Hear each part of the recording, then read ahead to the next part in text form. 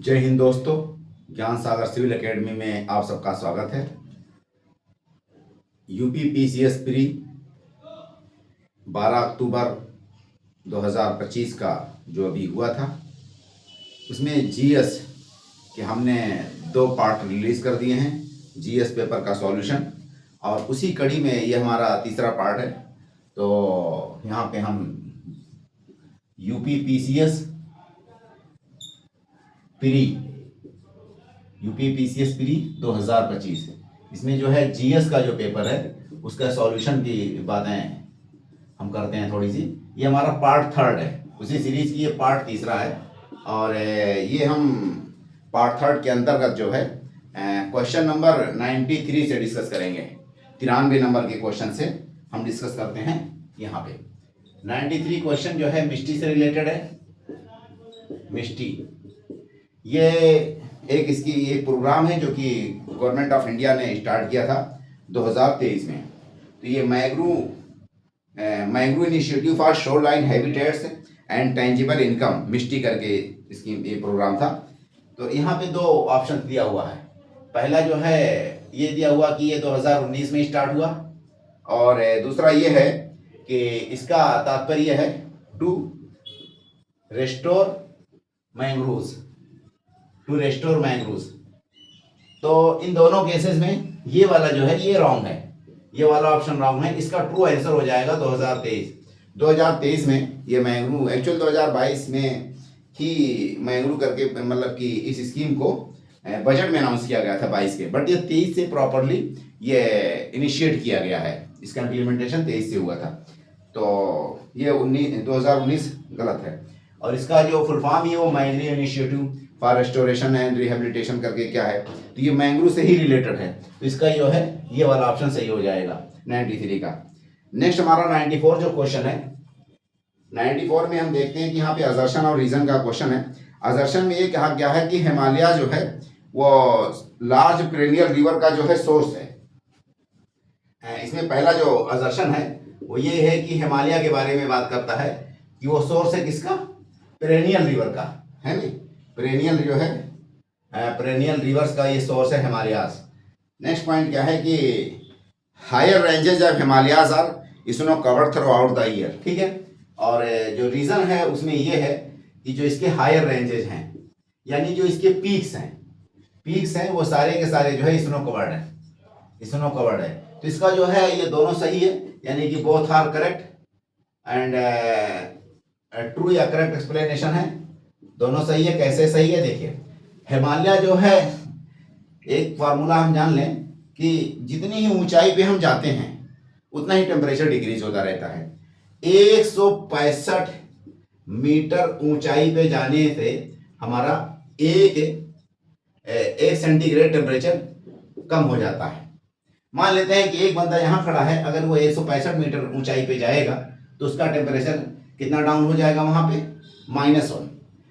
या दूसरी भाषा में ये कहा जा सकता है कि कोई बंदा 1 किलोमीटर हाइट पे जाता है, ऊंचाई पे जाएगा, अल्टीट्यूड पे 1 किलोमीटर की ऊंचाई पे अगर जाता है तो वहां पे टेम्परेचर कितना माइनस हो जाता है, -6 जो है टेम्परेचर हो जाएगा, यानी टेम्परेचर घटता चला जाएगा। 6 सेंटीग्रेड टेम्परेचर हर 1 किलोमीटर की ऊंचाई पे जाने पे घट जाता है। इस तरह से हम यहाँ पे जो ऊपर पीक्स होते हैं तो हिमालय का एक जो है स्नो लाइन कहा जाता है इसको, जो कि 3600 मीटर की हाइट पे होता है, यानी कि 3.5 किलोमीटर लमसम हो जाएगा ओशन लेवल से, मीन सी लेवल या ओशन लेवल से। मीन सी लेवल से ये हाइट कितनी है, 3600 मीटर। इसके ऊपरी हिस्से पे हम देखेंगे कि परमानेंट ये बर्फ ही जमी रहती है। इस बर्फ के कारण जो है रिवर्स, हिमालय से जितनी भी रिवर निकलती हैं वो सारे के सारे पेरेनियल्स हैं, जबकि साउथ इंडिया की जो रिवर्स हैं वो सारे के सारे सीजनल रिवर हैं। पेरेनियल का मतलब यही होता है कि जहां पे रेगुलर जो है वाटर फ्लो होता है round the year, regular water flow round the year, that is called perennial, यानी जहां सालों साल पानी बहता रहता है रिवर में, जो कि हिमालयन रिवर है। क्योंकि वहां पे बरसात में तो बारिश का पानी फ्लो होता है, और नॉर्मल दिनों में यानी कि ठंडियों में या गर्मियों में वो स्नो मेल्टिंग के कारण पानी परमानेंट रेगुलर फ्लो होता रहता है रिवर के द्वारा। तो ये तो ट्रू है। अच्छा, क्यों फ्लो होता है? क्योंकि वो स्नो लेडन है, स्नो से यानी कि बर्फ से, आइस से ढका हुआ है, ग्लेशियर से ढका हुआ है। क्यों ढका हुआ है? इस फार्मूले के कारण ये ढका हुआ है। और जितनी देखिए हायर रेंजेस जो है स्नो कवर्ड, तो जो both are correct and correct explanation ये इसका हो जाएगा। नेक्स्ट पॉइंट क्या है हमारा, फिर असर्शन रीजन से है। देखिए territories of sultanate would be broadly divided into two parts, the Khalsa and Jagir. Question ये कहा है कि जो टेरिटरीज हैं सुल्तानेट पीरियड में क्या वो डिवाइड थी खालसा में और इसमें क्या नाम है खालसा या उसको क्या कहते हैं जागीर में। तो जो सुल्तानेट पीरियड की जो टेरिटरीज थी, टेरिटरीज वो दो हिस्सों में डिवाइड थी इसके क्वेश्चन कहने के मुताबिक। एक तो जो है खालसा और दूसरी जो है जागीर। ये क्वेश्चन का मतलब अजर्शन ये बात बोलता है, अजर्शन में ये पॉइंट है कि दो हिस्सों में डिवाइड किए खालसा और एक जागीर। रीजन में ये कहा गया कि the jagir comprise of the land under the control of state. जागीर का मतलब क्या होता है? जागीर का मतलब ये होता है कि अंडर कंट्रोल ऑफ स्टेट, वो एरिया जमीन का या वो भूमि जिसपे खेती होती हो, उपजाऊ जमीन, जिसपे कि जो कंट्रोल ऑफ स्टेट यानी गवर्नमेंट के या स्टेट के रियासत के कंट्रोल में होती थी, उस हिस्से को जागीर कहते हैं। इन्होंने ये बात कही। तो पहला वाला तो इनका गलत है। क्यों गलत है? क्योंकि जो सुल्तानेट पीरियड में ये जागीर नहीं हुआ करती थी, ये इक्ता कहलाती थी। पहली पॉइंट, क्योंकि खालसा तो ठीक है, खालसा का मतलब या खलीसा भी कहा जाता था, वो जमीन का हिस्सा जिसपे ना तो किसी नोबल का कोई क्लेम होता था यानी एडमिनिस्ट्रेशन का कोई ऑफिसर या कर्मचारी यानी गवर्नमेंट का, ना तो कोई आम जनता का उस पर कोई रेगुलेशन होता था।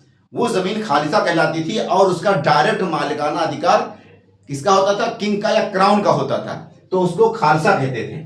ठीक है। अगर हम ले लेते हैं मुगल को, मुगल के टाइम में हम देखते हैं जमीन को दो हिस्सों में डिवाइड किया जा सकता है। एक तो आपका खालसा या खलीसा कह लीजिए, और दूसरे नंबर पे यहाँ पे जागीर हुआ करती थी। तो यहाँ पे जागीर मुगल के पीरियड में होती थी, सुल्तानेट पीरियड में जागीर नहीं होती थी। तो इसका मतलब कि ये पहले नंबर पे जो अजर्शन इन्होंने दिया है वो रॉन्ग है, अजर्शन इनका ट्रू नहीं है। नेक्स्ट ये है कि जो रीजन है, रीजन में क्या है कि jagir comprised of the land under the control of the state.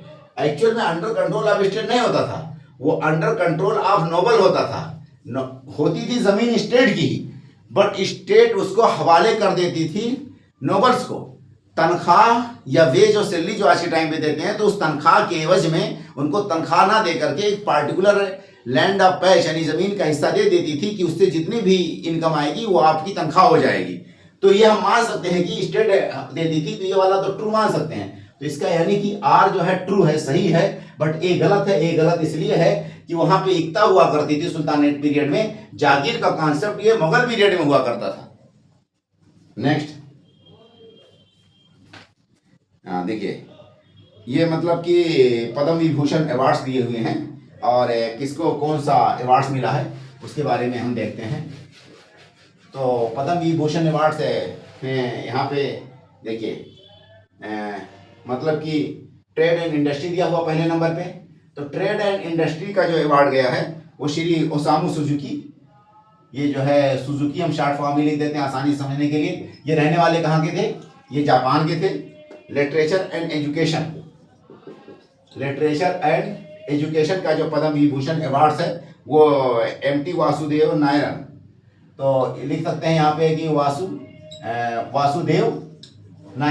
Vasudev Nair को जो है ये ऑथर थे, एक तरह से कह सकते हैं यहाँ पे। उनको लिटरेचर और एजुकेशन के अवार्ड गया है। जो मेडिसिन है, मेडिसिन का अवार्ड आपका इनको गया है नागेश्वर रेड्डी को गया है। ये क्या थे एक्चुअल में? ये गैस्ट्रोलॉजिस्ट थे। ये आपका गैस्ट्रोएस्ट्रोलॉजिस्ट जो होते हैं वो थे।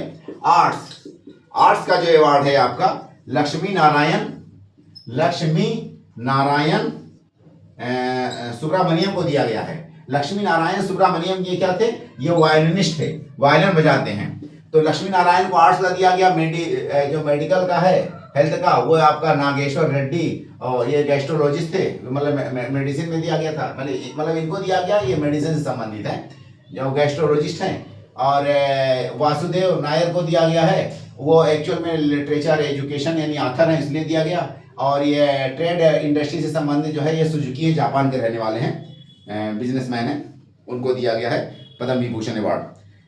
देखिए पुष्कर कुंभ मेला, पुष्कर कुंभ मेला जो है 2025 ये कहाँ पे हुआ है? पुष्कर कुंभ मेला 2025 ये आपका उत्तराखंड में हुआ। सवाल हमारा क्या है कि पुष्कर कुंभ मेला, पुष्कर कुंभ मेला कहाँ पे हुआ है? ये आपका जो है उत्तराखंड में हुआ है। पुष्कर कुंभ मेला उत्तराखंड में हुआ है। नेक्स्ट पॉइंट क्या है कि dolphin and whales breathe through the blowhole. देखिए ये स्टेटमेंट है, डॉल्फिन के बारे में है एंड वेल के बारे में है। और ये सांसें किससे लेती हैं?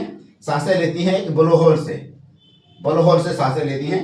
अगला स्टेटमेंट हमारा है कि अर्थवार्म ब्रीथ थ्रू स्किन है। ठीक है, जो अर्थवार्म है, अर्थवार्म जो है वो ब्रीथ करते हैं किससे? स्किन से। देखिए ये ब्रीथ यानी कि सांस लेने की बात कही गई है कि क्या डॉल्फिन और वेल ये दोनों ब्लो होल से सांसें लेती हैं? हाँ ये ट्रू है। कैसे? देखिए एक्चुअल जो डॉल्फिन और वेल होती है उनके मुंह के ऊपर जो उनका माउथ जबड़ा होता है उसके ऊपर ऐसे उठा हुआ था, ऐसे गुंबद नुमा ऐसे उठा हुआ थोड़ा सा आकार का जो है एक ऐसे शेप का कुछ बना हुआ रहता है। उसी को उठे हुए हिस्से को थोड़ा सा वो खाली रहता है, स्पेस रहता है उसमें हल्की सी अंदर सांस जाने के लिए, जिससे हमारी नाकें होती थोड़ी उठी रहती है माउथ के जबड़े के ऊपर, हमारे मुंह के ऊपर नाकें हैं तो इसे उनके ऊपर भी थोड़ी जैसे क्राउन की शक्ल में थोड़ा सा उठा हुआ हिस्सा रहता है और उसी को ब्लो होल कहते हैं। और इसी से वो ब्रीथ करती हैं यानी सांसें लेती हैं। जो अर्थवार्म होते हैं वो स्किन से अपने सांसें लेती हैं, ये भी ट्रू है। तो both are true and correct. Next क्या है? असर्शन पे है कॉन्सेप्ट ऑफ नेशनल इंटीग्रेशन। देखिए नेशनल इंटीग्रेशन से रिलेटेड है। अगला सवाल हमारा असर्शन क्या कहता है कि जो नेशनल इंटीग्रेशन है उसमें क्या है कि जो political, economic, cultural, psychological dimensions and inter relation between them. Concept of national integration का संबंध है नेशनल इंटीग्रेशन किस टर्म में होना चाहिए? पॉलिटिकल, इकोनॉमिक और साइकोलॉजिकल, कल्चरल और उनका सबका आपस का संबंध है, उसको नेशनल इंटीग्रेशन कहते हैं। एक सवाल तो ये हो गया। रीजन क्या कहता है इसी के अंतर्गत? देखिए the national integration council was constitution in 1961। ठीक है, जो नेशनल इंटीग्रेशन काउंसिल है उसको बनाया गया था 1961 में। क्या ये रीजन मतलब रीजन में दिया हुआ है? तो both are true, both are true, but ये ट्रू एक्सप्लेनेशन नहीं है। ये ट्रू एक्सप्लेनेशन या करेक्ट एक्सप्लेनेशन नहीं है। क्यों करेक्ट एक्सप्लेनेशन नहीं है? देखिए national integration political, social, economic integration से संबंध होता है, ये तो बात सही है। और वो संबंध क्यों है? ताकि एक कंट्री की यूनिटी बनी रहे। रीजन क्या है? यूनिटी बनाए रखने के लिए आपस में फैमिलियरिटी, मतलब कि नेशन की अफर्मिटी और इंटेग्रिटी का मतलब ही यही होता है कि ब्रदरहुड को प्रमोट किया जा सके, टॉलरेंस को लाया जा सके। इंटेग्रिटी कब होगी? जब टॉलरेंस होगा, ब्रदरहुड होगा और वी फीलिंग होगी आपस में, और फेलो सिटीजन का कॉन्सेप्ट अप्लाई होगा। तो रीजन में ये सब वर्ड होना चाहिए। लेकिन रीजन में भी इन्होंने एक इंफॉर्मेशन दे दिया कि नेशनल इंटीग्रेशन काउंसिल जो है वो बनाया गया था 1961 में और यूनिटी इन डाइवर्सिटी के प्रिंसिपल पे बनाया गया था। तो बोथ आर एक तरह से इंफॉर्मेशंस हैं, दोनों करेक्ट हैं लेकिन दोनों एक दूसरे का एक्सप्लेनेशन नहीं करते। करेक्ट दोनों हैं बट एक्सप्लेनेशन नहीं करते। नेक्स्ट पॉइंट क्या है? सपोज दैट एक पर्सन है, उसकी जो है उसका वेट मान के चलिए कि 70 kg है। 70 kg का कोई बंदा अगर हो तो उसमें कुछ माइक्रो मतलब कि मिनरल्स हैं जो जिनकी क्वांटिटी बॉडी में बहुत ही माइन्यूट होती है। तो उसके बारे में क्वेश्चन हमारा है कि 70 kg वेट का कोई बंदा है तो उसकी बॉडी में कुछ चीज़ें जैसे सोडियम, पोटेशियम, कॉपर, आयरन, कौन सी पदार्थ इंक्रीजिंग ऑर्डर में, इंक्रीजिंग का मतलब कम से ज्यादा होता है, इंक्रीजिंग का मतलब कम से ज्यादा। तो इस कॉन्टेक्स्ट में देखते हैं नंबर 1 पे कॉपर है। कॉपर की क्वांटिटी में इन जो दिए हुए हैं उसमें सबसे कम होता है इंसान की बॉडी में। उसके बाद आयरन पे हो जाएगा, आयरन के बाद सोडियम हो जाएगा, सोडियम हो जाएगा और उसके बाद पोटेशियम हो जाएगा। तो सबसे कम जो है क्वांटिटी ये जो दिए हुए ऑप्शंस हैं इसमें कॉपर की होती है और सबसे ज़्यादा आपका पोटेशियम होता है।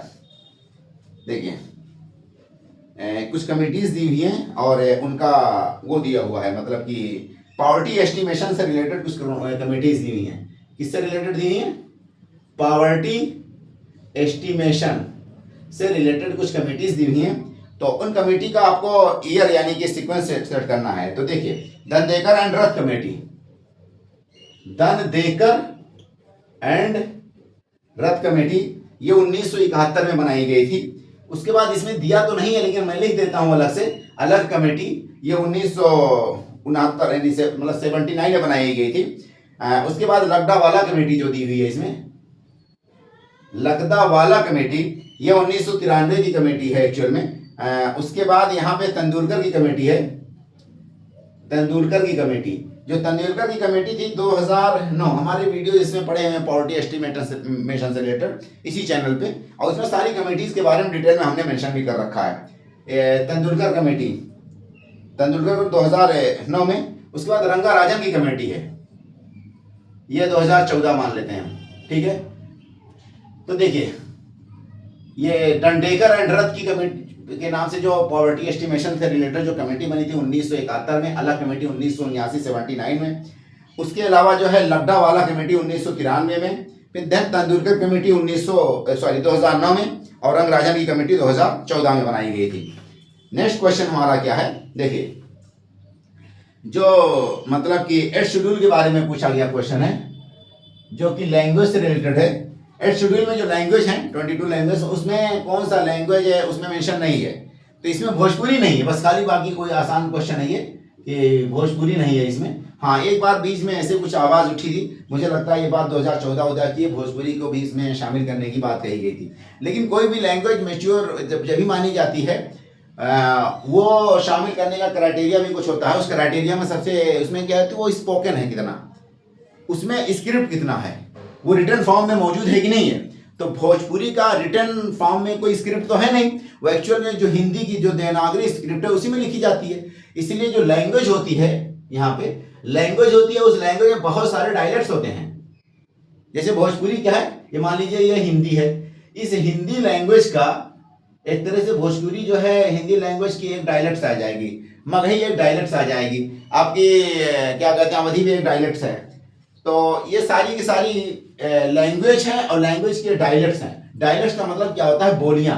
तो बोलियों को नहीं शामिल किया जाता है इसमें, खासकर इसमें लैंग्वेज को शामिल किया जा सकता है। और लैंग्वेज वही है जो एक तो बोलचाल में हो, जिनका लिटरेचर मौजूद हो, और जिनके लिखने के लिए आपका उसके पास डेवलप्ड कोई स्क्रिप्ट भी हो। नेक्स्ट, एसिड और बेस के बारे में क्वेश्चन है। अब इस क्वेश्चन को हम डायरेक्टली मतलब कि एग्जाम्पल के थ्रू मतलब समझा देते हैं। देखिए एक पीएच वैल्यू होता है, उसी के आधार पे एसिड का पैमाना ही डिसाइड होता है। मान के चलिए कि ये आपका 1 है और ये आपका यहाँ पे 7 है, ये यहाँ पे हम ले लेते हैं 11, ठीक है। ये वाला जो पोर्शन है यहाँ लिख दिया मैंने एसिड, ये वाले पोर्शन पे हमने क्या लिख दिया, बेसिक।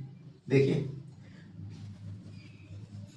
ये सारी जो है ये साल्ट होता है एक्चुअल में न्यूट्रल। ये क्या कहलाता है, न्यूट्रल।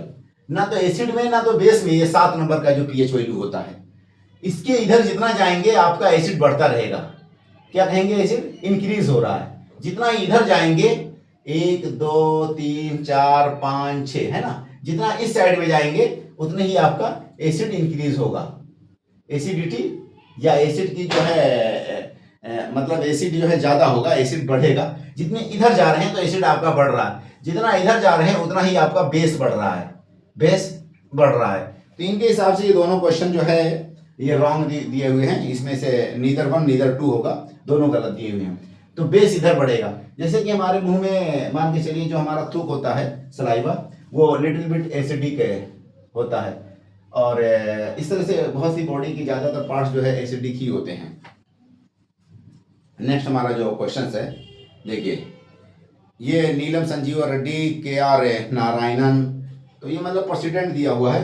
तो फर्स्ट नंबर पे प्रेसिडेंट को अगर हम देखते हैं तो ये नीलम संजीव रेड्डी थे, ये 1977 से लेकर के 82 में थे। सेकंड नंबर में जो है आपका R वेंकट रमन, ये वेंकट रमन है, ये 1987 से लेकर के 92 में हुआ करते थे। और तीसरे नंबर पे जो है के आर नारायणन है, के आर नारायणन है, और ये 1997 से लेकर के 2002 के बीच में हुआ करते थे।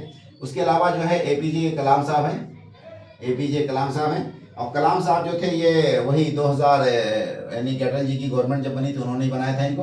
तो 2002 से लेकर के 2007 तक बीच में कलाम साहब हुआ करते थे। तो नीलम संजीवा रेड्डी पहले हैं, उसके बाद वेंकट क्या कहते हैं आर वेंकट रमन है, उसके बाद थर्ड नंबर पे आपको इसमें के आर नारायणन हो जाएंगे, और फोर्थ नंबर पे एपीजे कलाम साहब हैं। देखिए ये बुद्धिस्ट काउंसिल के बारे में दी हुई है।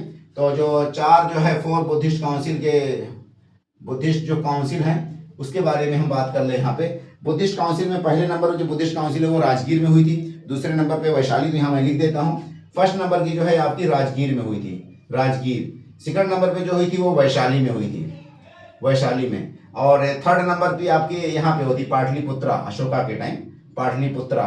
और ये फोर्थ नंबर पे जो है आपका यहाँ पे कुंदलवन, कुंदलवन में, ठीक है, कश्मीर, कुंदलवन। तो ये सीक्वेंस है, सीक्वेंस सेट करना था, इसमें कोई बहुत ज़्यादा लॉजिक नहीं है।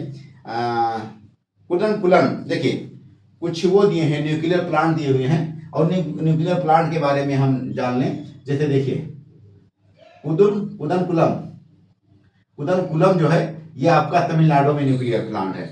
नेक्स्ट आपका ककरापार है नहीं, ककरापार, ककरापार ये आपका गुजरात में पड़ेगा, वही तापी वापी नदी के आसपास।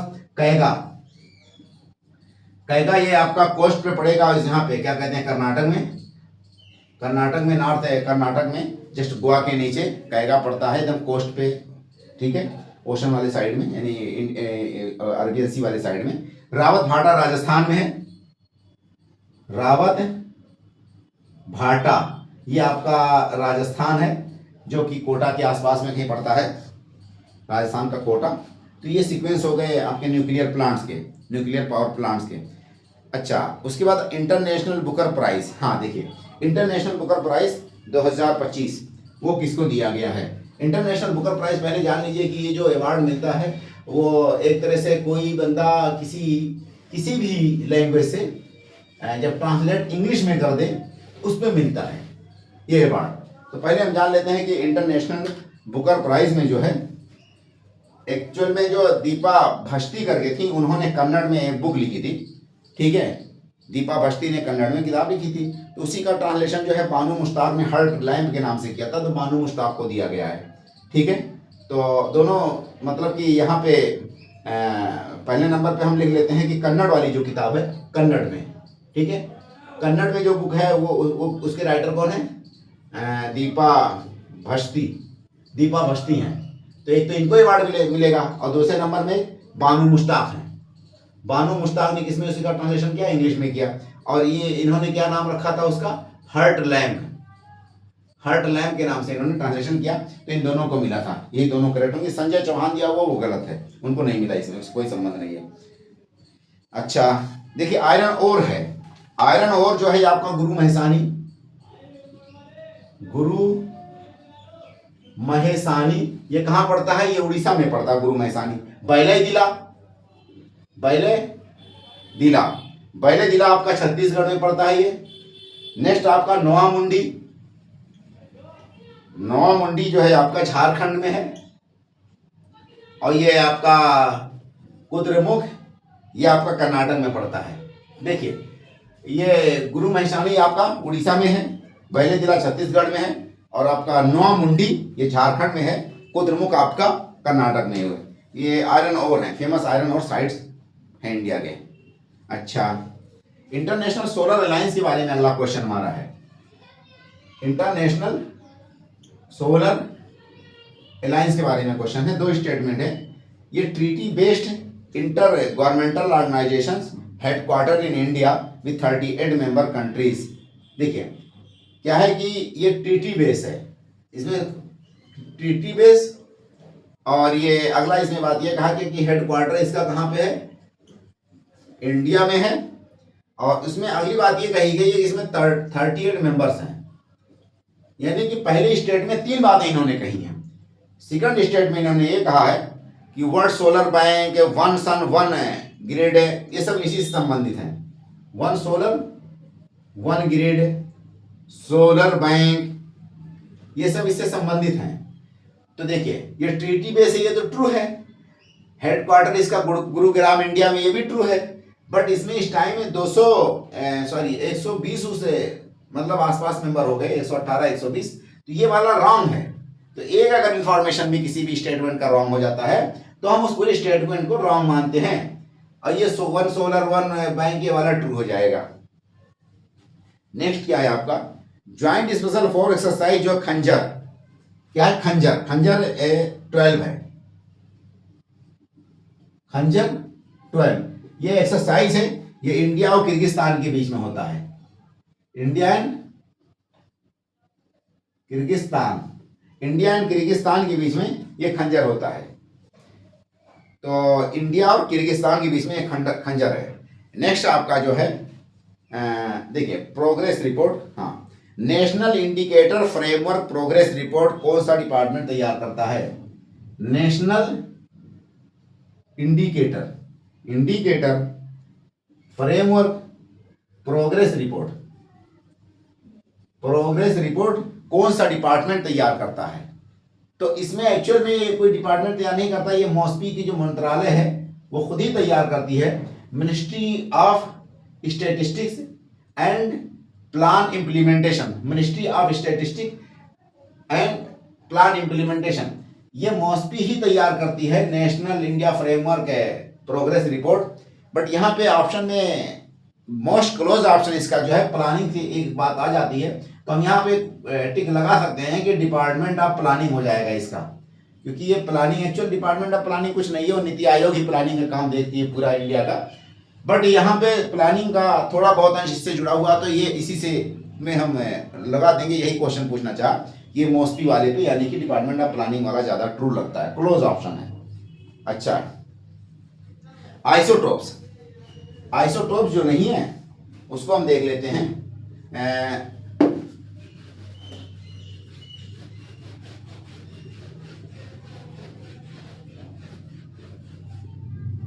देखिए isotope, atom with identical atomic numbers but different atomic mass number. पहला जो स्टेटमेंट है कि जो है एटॉमिक नंबर जो है सेम होता है but different atomic mass difference होता है। पहला तो स्टेटमेंट इनका ये है। दूसरे नंबर पे है कि प्रोटियम, ड्यूटेरियम, ट्रिटियम जो है आइसोटोप हैं कार्बन के, ठीक है। प्रोटियम, ड्यूटेरियम और आपका ट्रिटियम, ये आइसोटोप किसके हैं? कार्बन के। ये क्वेश्चन में दिया हुआ है। देखिए एटॉमिक नंबर सेम हो, ये तो सही है आइसोटोप में, बट डिफरेंट एटॉमिक मास, ये भी ट्रू है। मास का मतलब क्या होता है? मास का मतलब क्या होता है कि जो आपका प्रोटॉन होता है प्लस है न्यूट्रॉन, ये इन दोनों का जो सम होता है वही मास कहलाता है। तो मास में क्या है कि देखिए यहाँ पे आइसोटोप में मान लीजिए कि हाइड्रोजन है, हाइड्रोजन का अगर हम डिफरेंट आइसोटोप को लिखते हैं तो ये क्या है कि प्रोटियम, ड्यूटेरियम और ट्रिटियम। तो यहाँ पे प्रोटियम का जो है इस तरह से लिखा जाता है कुछ। तो देखिए यहाँ पे इसका जो एक यहाँ पे बढ़ता जा रहा है, न्यूट्रॉन बढ़ता जा रहा है, ये न्यूट्रॉन की वैल्यू बढ़ती जा रही है। तो यानी न्यूट्रॉन जो है इसमें डिफरेंट होता है और प्रोटॉन सेम रहता है, उसी आइसोटोप कहते हैं। न्यूट्रॉन डिफरेंट रहेगा इसीलिए मास जो है डिफरेंट हो जाएगा। न्यूट्रॉन यहाँ पे डिफरेंट है इसीलिए मास डिफरेंट हो जा रहा है। एक पॉइंट, हमेशा एटॉमिक नंबर यानी प्रोटॉन हमेशा सब में सेम रहेगा। जैसे हाइड्रोजन का एक ही एटॉमिक नंबर है सबका, और वो सेम है हाइड्रोजन का एटॉमिक नंबर। अगला पॉइंट, प्रोटॉन, न्यूट्रॉन और ट्रिटियम, ये मतलब कि ये सारे के सारे कार्बन के वो हैं, क्या कहते हैं, आइसोटोप नहीं, ये रॉन्ग है, ये कार्बन के नहीं है, ये तो हाइड्रोजन के आइसोटोप से सारे के सारे, प्रोटियम, ड्यूटेरियम और जितने भी हैं ये हाइड्रोजन के आइसोटोप्स हैं। नेक्स्ट क्या है आपका, देखिए, हाँ, 7 शेड्यूल, 8 शेड्यूल, 9 शेड्यूल एंड क्या कहते हैं 10 शेड्यूल, उससे रिलेटेड है क्वेश्चन दिया हुआ है। तो देखिए 7 शेड्यूल किससे रिलेटेड है? 7 जो है आपका वो सब्जेक्ट से रिलेटेड है, यानी कि सेंटर स्टेट अलग अलग यूनियन में कितना सब्जेक्ट दिया जाएगा और स्टेट में कितना सब्जेक्ट है, कॉन्करेंट लिस्ट में दिया हुआ। तो ये लिस्ट के बारे में 7वें नंबर का जो शेड्यूल है वो बातें करता है। जो 8 नंबर का शेड्यूल है वो आपका लैंग्वेज के बारे में बातें करता है। अगला क्या दिया है इसमें? 9th नंबर का शेड्यूल है।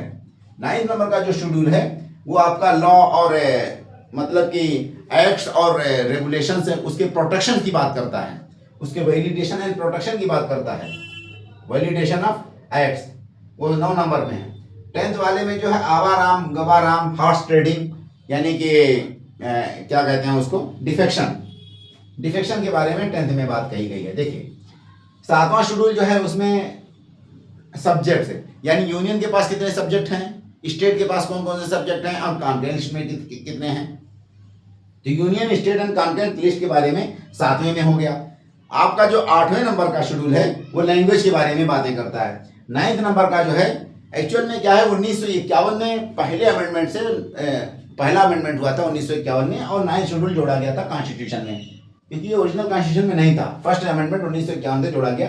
जोड़ा इसलिए गया था कि जो लैंड रिफॉर्म एक्ट लाया गया था, या zamindari abolition act, land abolition act, उसमें जमींदारों की जो जमीनें वो छीन ली गई थी तो वो कोर्ट ना जा पाए, उसके प्रोटेक्शन के लिए एक अलग से लॉज लाए गए थे, क्योंकि हर स्टेट के लैंड किसका सब्जेक्ट है, स्टेट गवर्नमेंट का, तो हर स्टेट का अलग अलग अपना लॉ होता था। तो उस लॉ को एक शेड्यूल में डाल दिया गया था कि इसके खिलाफ आज कोई कोर्ट में जाके केस नहीं कर सकते, या कोई अपने राइट्स, फंडामेंटल राइट्स वगैरह के आधार पे उस पर केस नहीं लड़ सकते।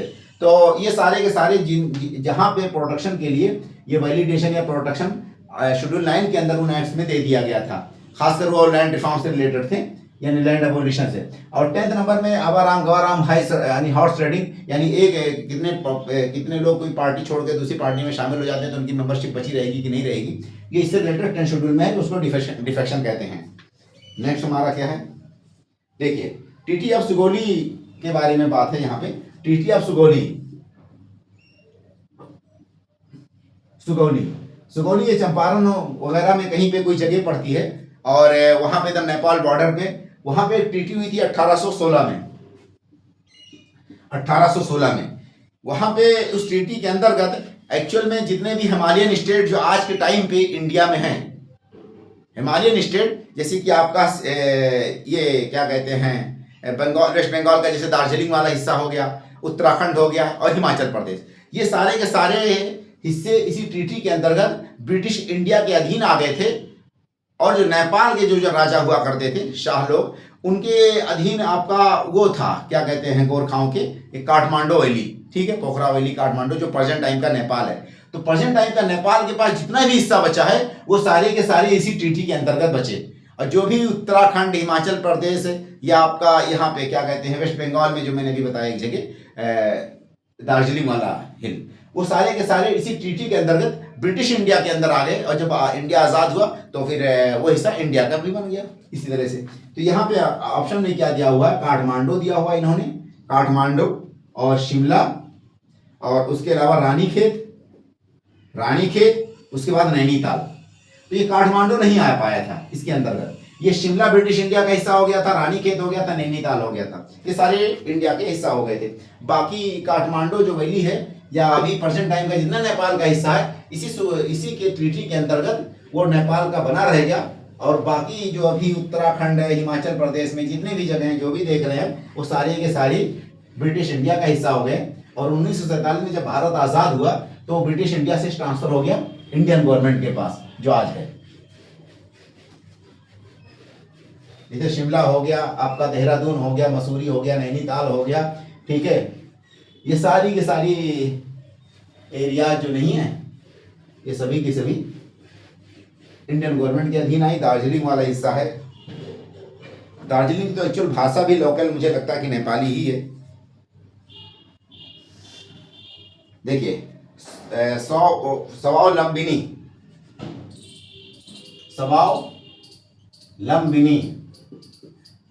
लंबिनी ये वीमेन एंटरप्रेन्योरशिप प्रोग्राम है। इसको नॉर्थ ईस्ट में स्टार्ट किया गया था। किस मिनिस्ट्री ने स्टार्ट किया था? तो ये ministry of skill development and entrepreneurship किसने स्टार्ट किया था? Ministry of skill development and training, skill development and entrepreneurship, skill development and entrepreneurship, यानी कि जयंत सिंह जो राष्ट्रीय लोकदल है, पार्टी यूपी की है, तो उन्होंने ही स्टार्ट किया था। और Swavalambini scheme ministry of skill development and entrepreneurship ने नॉर्थ ईस्ट में एक तरह से स्वावलंबनी के अंतर्गत क्या है, कुछ ऐसे पर्सन तैयार किए जाएंगे और उनको जा करके भेज करके यहाँ नॉर्थ ईस्ट एरियाज में महिलाओं को खासकर एंटरप्रेन्योरशिप की ज्योति जगाई जाएगी, उनको ट्रेनिंग दिया जाएगा, स्किल दिया जाएगा, और जो भी सहायता है वो सारे के सारे लॉजिस्टिक सपोर्ट टाइप या टेक्निकल सपोर्ट वो प्रोवाइड किया जाएगा। अच्छा, अरबियन सी में कौन से रिवर गिरते हैं? देखिए तीन रिवर के बारे में दिया हुआ है, पेरियार और आपका जो है पेन्नार, पालार। देखिए पेन्नार, पालार ये सारे के सारे रिवर जो है आपके इसमें गिरते हैं, बे ऑफ बंगाल में गिरते हैं। ये आपका पेरियार ही ओनली अरबियन में जाकर के वाटर डिस्चार्ज करता है, तो अरबियन में ओनली पेरियार है, और ये पेन्नार है, पालार है, गोदावरी है, कृष्णा गोदावरी, पेन्नार, पालार, कावेरी, वैगाई, ये सब सीक्वेंसेस हैं, ब्रह्मणी, ठीक है, ये सारे के सारे एक सीक्वेंस ऐसे वहाँ पे आ जाएंगे। हम कभी मैप में उसको दर्शाएंगे, हमारे पास टाइम कम अभी, वरना हम अभी कम्प्लीटली एक तरह से सीक्वेंस है, कहाँ पे ऋषिकुलिया है, कहाँ पे वैगाई है, कहाँ पे पेन्नार है, कहाँ पे पालार है, एक एक रिवर जो इधर बे ऑफ बंगाल में हो या अरबियन में, तो ये अरबियन सी में डिस्चार्ज करते हैं, और ये दोनों आपके बे ऑफ बंगाल में। नेक्स्ट क्या है आपका यहाँ पे देखिए, हाँ, gamma rays, ultraviolet rays, radio waves, तो इंक्रीजिंग फ्रीक्वेंसी मान के चलिए, अगर हमें ऐसे लेते हैं और यहाँ पे हम लिख देते हैं कि हाई और लो, इस चीज में फ्रीक्वेंसी हमने यहाँ पे लिख दी, तो गामा रेज सबसे हाईएस्ट फ्रीक्वेंसी होती है। गामा रेज के बाद दूसरे नंबर पे आपकी एक्स रेज हो जाएगी, एक्स रेज की दूसरे नंबर पे फ्रीक्वेंसी हो जाएगी, ये हाईएस्ट का सिंबल है, ये हाई होता है। यहाँ पे लो फ्रीक्वेंसी होती है, जितने इधर जाएंगे लो होती चली जाएगी, ठीक है। उसके बाद गामा के बाद एक्स रे हो जाएगा, और एक्स रे के बाद यहाँ पे अल्ट्रा वायलेट हो जाएगा, ठीक है, अल्ट्रा वायलेट है। अल्ट्रा वायलेट के बाद जो विबग्योर वाले सब आ जाएंगे यहाँ पे, है ना, विबग्योर इस तरह से कुछ है। विबग्योर के बाद जो है यहाँ पे इंफ्रारेड आ जाएगा, उसके बाद माइक्रोवेव आ जाएगा यहाँ पे, माइक्रो के बाद यहाँ पे रेडियो आ जाएगा, ठीक है। तो जितना इधर हम जाते हैं उतनी ही ज्यादा फ्रीक्वेंसी घटती जा रही। हाईएस्ट फ्रीक्वेंसी सबसे ज्यादा गामा की होती है, उसके बाद एक्स रेस की, उसके बाद अल्ट्रा की, उसके बाद माइक्रो, उसके बाद रेडियो, ये सीक्वेंस हो जाएगा यहाँ पे, ठीक है। Next, food security is necessary even surplus food producing areas. देखिए फूड सिक्योरिटी से रिलेटेड क्वेश्चन हमारा है, फूड सिक्योरिटी जो है जरूरी है वहां पे भी जहां पे सरप्लस व प्रोडक्शन है, सरप्लस है, यानी कि फूड सरप्लस है जहां पे फूड ग्रेन्स का प्रोडक्शन सरप्लस है, जहां पे स्टॉक सरप्लस है, वहां पे भी फूड सिक्योरिटी की जरूरत है। ये असर्शन में बात कही गई है। Starvation can still occur due to unequal distribution and lack of accessibility. Reason में ये बात कही गई है कि स्टारवेशन जो नहीं है उसके बावजूद भी, इसके होने के बावजूद भी स्टारवेशन आपका घट जाता है, मतलब स्टारवेशन की घटना होती है, यानी भूखमरी तब भी हो जाती है। कारण इसका यह है कि unequal distribution of food and lake of accessibility. किस चीज की कमी? Lake of accessibility. बहुत अच्छा क्वेश्चन है कि फूड सिक्योरिटी, जैसे इंडिया है, इंडिया के पास फूड सरप्लस है, इंडिया के पास फूड जो है प्रोडक्शन में भी और स्टॉक भी करके भी इंडिया सरप्लस रखता है, 1 साल 2 साल का इंतजाम करके रखता है, ठीक है। तो फूड सिक्योरिटी की अगर बात कही जाए तो वो जरूरी है, क्योंकि जो सरप्लस होना किसी भी कंट्री के पास फूड, वो उसका सॉल्यूशन नहीं हो पाता है, क्योंकि फूड सिक्योरिटी में क्या चीजें आती हैं, एक तो अवेलेबिलिटी, एक्सेसिबिलिटी, यूटिलिटी एंड इस तरह की चीजें जो है अवेलेबल हो, एक्सेसिबल हो, अफोर्डेबल हो, ठीक है, अफोर्डेबल हो, ठीक है। ये सारी के सारे जो है कंपोनेंट्स हैं या एलिमेंट्स हैं फूड सिक्योरिटी के।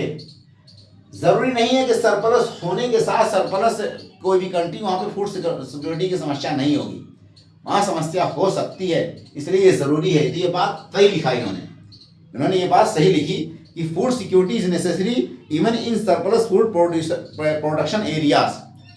सॉरी, एयर भी लिखता है या एरियाज भी लिखता है, यहाँ पे एयर लिखा है, तब भी मतलब कि इंडिया में किसी साल फूड की पैदावार ज़्यादा है, यानी फूड ग्रेन ज़्यादा पैदा हुआ, तब भी फूड सिक्योरिटी की समस्या खड़ी हो सकती है या इन सिक्योरिटी आ सकती है, और उसके लिए ज़रूरी है उसका प्रावधान करना। एक्चुअली इससे इस सेंस से निकलता है। तो ये बात इन्होंने सही लिख दी है कि फूड सिक्योरिटी ज़रूरी है, चाहे वो कितना भी फूड प्रोडक्शन हमारा एक्स्ट्रा सरप्लस प्रोडक्शन हो जाए।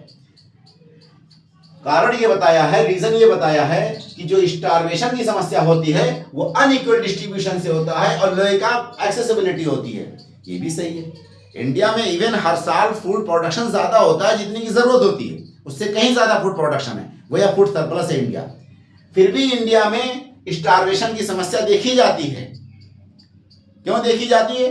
क्योंकि अनइक्वल डिस्ट्रीब्यूशन है पहले नंबर पे, अनइक्वल डिस्ट्रीब्यूशन।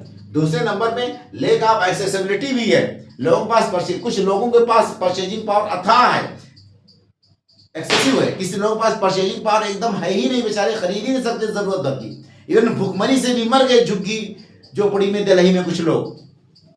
तो ये एक समस्या, जबकि दिल्ली में पता नहीं कितने बड़े बड़े स्टॉक्स के मतलब कि दिल्ली गुड़गांव हरियाणा में बड़े बड़े वो बने हुए हैं स्टॉक्स के, मतलब कि एफडीआई वगैरह का गोडाउन जो है इधर मेरठ होरठ में हापुड़ वापुड़ में बड़े बड़े बने हुए हैं। फिर भी दिल्ली इसमें सलम में लोग मर गए। क्यों मर गए? क्योंकि एक तो लेक ऑफ एक्सेसिबिलिटी था, झारखंड में भी लोग मर गए, कई बार न्यूज में रहा। एक तो अनइक्वल डिस्ट्रीब्यूशन है। तो ये दोनों सही है, यहाँ पे दोनों करेक्ट हैं। अब करेक्ट एक्सप्लेनेशन भी है, करेक्ट एक्सप्लेनेशन भी है। अगर कोई भी सवाल का समस्या हो तो आप लोग कमेंट बॉक्स में डायरेक्टली पूछ सकते हैं और मैं डायरेक्टली उसको वहीं पे एक्सप्लेन करूंगा। अगला हमारा सवाल है, vice president is the ex officio chairman of the Rajya Sabha. Vice president जो है एक्स ऑफिशियो होता है किसका? राज्यसभा का। ये मतलब कि स्टेटमेंट है। नेक्स्ट क्या है कि vice president is the member of, vice president जो है क्या मेंबर होता है ऑफ राज्यसभा? ये गलत है। वाइस प्रेसिडेंट राज्यसभा का मेंबर नहीं होता, वाइस प्रेसिडेंट राज्यसभा का मेंबर नहीं होता। वाइस प्रेसिडेंट जो है राज्यसभा का एक्स ऑफिशियो चेयरमैन होता है। ये ट्रू है, ये बात सही है। नेक्स्ट क्या है आपका? अजर्शन का क्वेश्चन है। बहुत सारे अजर्शन के क्वेश्चन है, भरमार है। ये आपका 120 नंबर क्वेश्चन है। India success is critical for global success of sustainable development goal. India का जो है सक्सेस क्रिटिकल है, मतलब कि कोई चीज बहुत ही सीवियर दयनीय स्थिति में पहुंच जाए उसको क्रिटिकल बोला जाता है एक्चुअली, बट इन्होंने वर्ड गलत यूज कर लिया। दयनीय में नहीं है भी कोई चीज इंडिया की, but India success is critical है किस कॉन्टेक्स्ट में? सस्टेनेबल डेवलपमेंट गोल के पॉइंट ऑफ व्यू से। सस्टेनेबल डेवलपमेंट गोल को हासिल करने के लिए इंडिया में सस्टेनेबल डेवलपमेंट गोल या इंडिया में डेवलपमेंट जरूरी है, ऐसे समझिए। सस्टेनेबल डेवलपमेंट गोल को अचीव करने के लिए इंडिया में जीतना या इंडिया में कामयाब हो जाना, डेवलपमेंट का कामयाबी हो चाहे सस्टेनेबल डेवलपमेंट से रिलेटेड कोई अचीवमेंट हो, वो पा लेना जरूरी है। क्यों जरूरी है इंडिया में? उसके पीछे कारण क्या है? अगला इसने रीजन क्या दिया है, देखिए। India account 1/6 of the total world population, क्योंकि इंडिया में 1/6 ऑफ वर्ल्ड पॉपुलेशन रहता है, वर्ल्ड पॉपुलेशन। इसलिए इंडिया में सस्टेनेबल डेवलपमेंट गोल को पालना, उसको अचीव करना जरूरी है। क्रिटिकल मतलब कि वो बहुत ही ज्यादा अहमियत का हामिल है, बहुत ही ज्यादा महत्वाकांक्षी चीज है ये कि इंडिया को सस्टेनेबल डेवलपमेंट गोल में पहले बढ़ाया जाए। अच्छा देखिए, सस्टेनेबल डेवलपमेंट गोल का टारगेट क्या है? सस्टेनेबल डेवलपमेंट गोल का क्या है कि पूरी दुनिया में ग्लोबल लेवल पे आप कुछ 17 गोल हैं, उनको टारगेट है अचीव करना है। कब से? 2015 से लेकर के 30 तक। दुनिया का जो पूरी दुनिया की आबादी का 17% 17%, 17% का मतलब ऑफ वर्ल्ड या ग्लोब, दुनिया की 17% आबादी वनली और वनली इंडिया में रहती है। एक पॉइंट, 17% का मतलब कि 1/6 पॉपुलेशन दुनिया का कहां पे है? इंडिया में है। 17% मतलब 1/6 आबादी दुनिया की इंडिया में रहती बसती है।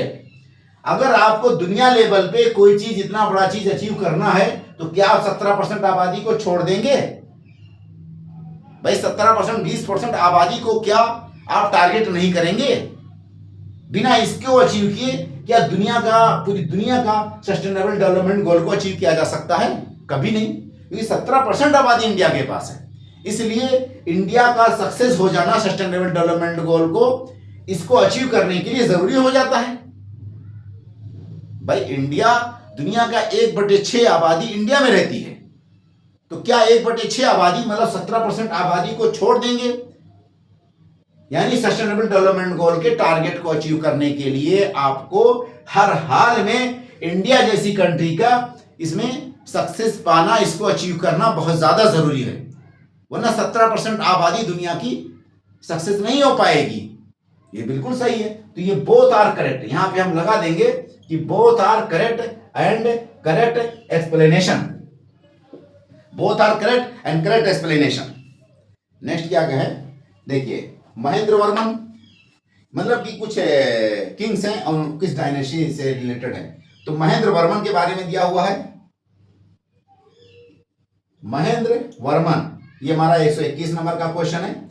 महेंद्र वर्मन है, ये आपका पल्लवा से रिलेटेड थे, पल्लवा। और उसके बाद जो है कदुंगोन, कदुनगोन, कदुनगोन जो नहीं है, ये आपका पंड्या से रिलेटेड है, पंड्या से संबंधित कदुनगोन है।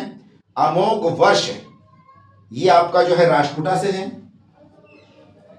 अमोघ वर्ष ये आपके राष्ट्रकूटा से हैं। राजा राजा, राजा राजा ये आपका जो है चोला से रिलेटेड है, चोला। देखिए महेंद्र वर्मन फर्स्ट, ये पल्लवा से रिलेटेड है, पल्लवा में किंग थे। कदुंगोन ये आपका पंड्या से संबंधित थे। अमोघ वर्ष ये जैन में कन्वर्ट हो गए थे, और ये जो है एक तरह से तेलुगु में बहुत बड़े स्कॉलर थे, और ये राष्ट्रकूटा से इनका संबंध है। राजा राजा जो है ये चोला, चोला डायनेस्टी से इनका संबंध है। और राजा राजा, उसके बाद राजेंद्रा, जो बृहदेश्वरा टेम्पल वगैरह बनाया गया था इन्हीं पीरियड में। नेक्स्ट पॉइंट क्या है आपका, देखिए हाँ, Appiko movement, which are the following state. Appiko movement किस स्टेट से संबंधित है? अपिको मूवमेंट, अपिको, अपिको ये कर्नाटका से संबंधित है। किससे? कर्नाटका से संबंधित है। कर्नाटका में एक्चुअल में अपिको, कन्नड़ वर्ड में अपिको का मतलब क्या होता है? टू हग, टू हग, यानी किसी को इसे गले लगा लेना, उसी को अपिको कहते हैं कन्नड़ भाषा में। गले लगाने को हक करना, उसको क्या कहते हैं? अपिको कहते हैं कन्नड़ भाषा में। तो पेड़ को ऐसे लोग चिपक जाते थे ताकि उसको सेव किया जा सके, प्रोटेक्ट किया जा सके, और एनवायरनमेंट की सेफ्टी सिक्योरिटी के लिए। कहाँ की बात है ये वेस्टर्न घाट की बात है।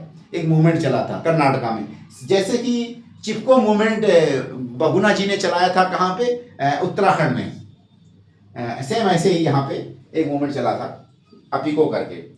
नेक्स्ट पॉइंट क्या है आपका, देखिए प्रधानमंत्री मुद्रा योजना किस मंत्रालय के अंतर्गत आता है? प्रधानमंत्री मुद्रा योजना ये मिनिस्ट्री ऑफ फाइनेंस से रिलेटेड है। प्रधानमंत्री मुद्रा योजना किससे रिलेटेड है? मिनिस्ट्री ऑफ फाइनेंस से रिलेटेड है। कैसे रिलेटेड है? एक्चुअली ये मुद्रा बैंक है, उसी के अंतर्गत ये मुद्रा स्कीम रन हो रही है। और ये सिडबी जो है, यानी कि स्मॉल इंडस्ट्रियल डेवलपमेंट बैंक जो होता है, जिसका हेडक्वार्टर लखनऊ में है, उसके अधीन ये आपका ये आती है मुद्रा बैंक जो है। तो प्रधानमंत्री मुद्रा योजना क्या है? मुद्रा योजना ये किससे रिलेटेड है? Department of finance services, finance services, जो कि किसके अंदर आता है? फिनमिन, फिनमिन का मतलब कि फाइनेंस मिनिस्टर शॉर्ट फॉर्म में बोला जाता है। फिनमिन यानी फाइनेंस मिनिस्ट्री के अंदर आपका मुद्रा योजना आता है। ठीक है, नेक्स्ट क्या है आपका इलेक्शन रिफॉर्म्स के बारे में है। इलेक्शन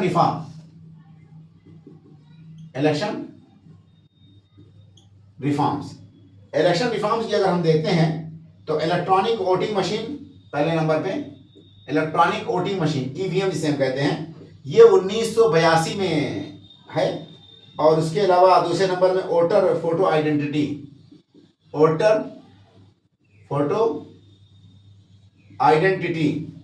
1993। नेक्स्ट पॉइंट क्या है आपका नोटा है। नोटा 2009 में आया है। आपका voter verifiable paper audit trail ये 2010 में आया था। देखिए ईवीएम पहली बार केरला में किसी मतलब कि चुनाव में ट्रायल के तौर पे 1982 में यूज हुआ था। पहली बार केरला में ईवीएम ट्रायल के तौर पे। वोटर फोटो आइडेंटिटी, बिना फोटो के वोटर आईडी बनती थी। तो वोटर आईडी जो है ये एक्चुअल में 1993 से तो फोटो आइडेंटिटी कार्ड के तौर पे बनने लगी है वोटर। उससे पहले वोटर आईडी होती थी बट उसमें डिटेल इतने नहीं होते थे। ठीक है, नोटा तो ये फोटो आईडी, फोटो यहां लिखा हुआ तो फोटो का मतलब 1993। NOTA not of the above ये 2009 में लाया गया था। और voter verifiable paper audit trail ये 2010 में आया था। ये सीक्वेंस हो गई इसकी। उसके अलावा जो है evaporation of sweat from human skin dissipates body heat. ठीक है, इवापोरेशन पे बहुत अच्छा क्वेश्चन दिया हुआ है इन्होंने कि जो इवापोरेशन होता है वो पसीने को, स्वेट मतलब कि पसीने को क्या करता है कि सुखा देता है, ड्राई कर देता है, ऐसे लिख देते हैं हमें। ठीक है, डिसिपिएट बॉडी। ठीक है, मतलब कि मतलब sweat from human body dissipate मतलब कि इसको राहत देता है, यानी कि थोड़ा कोल्ड कर देता है। डिसिपिएट का मतलब राहत देना या इस तरह से चीजें आती हैं। तो डिसिपेट्स ह्यूमन बॉडी यानी कि उसको कोल्ड या राहत या थोड़ा सा सुकून देता है। High humidity increases discomfortability. अगला यहाँ पे जो है ये असर्शन का क्वेश्चन है। रीजन में कहा कि जो ह्यूमिडिटी है, ह्यूमिडिटी के कारण जो है डिस्कम्फर्ट फील होता है बॉडी को। ठीक है, डिस्कम्फर्ट फील होता है। देखिए इवापोरेशन का मतलब कि जलवाष्प क्या होता है, हाँ जलवाष्प हिंदी में वाष्पीकरण, यानी वाष्पीकरण यानी कि भाप, कोई भी जो भी पसीना है वो जिस तरह से इवापोरेशन के कारण जब वो सूखता है, पसीना जो होता है वो इवापोरेशन के कारण जो है निकल कर करके और बॉडी को टेम्परेचर को ठंडा कर देता है। जैसे देखिए डिजर्ट कूलर वो भी इवापोरेशन के फार्मूले पे चलता है। जो घड़ा होता है वो भी पानी को इवापोरेशन के आधार पे ठंडा करता है।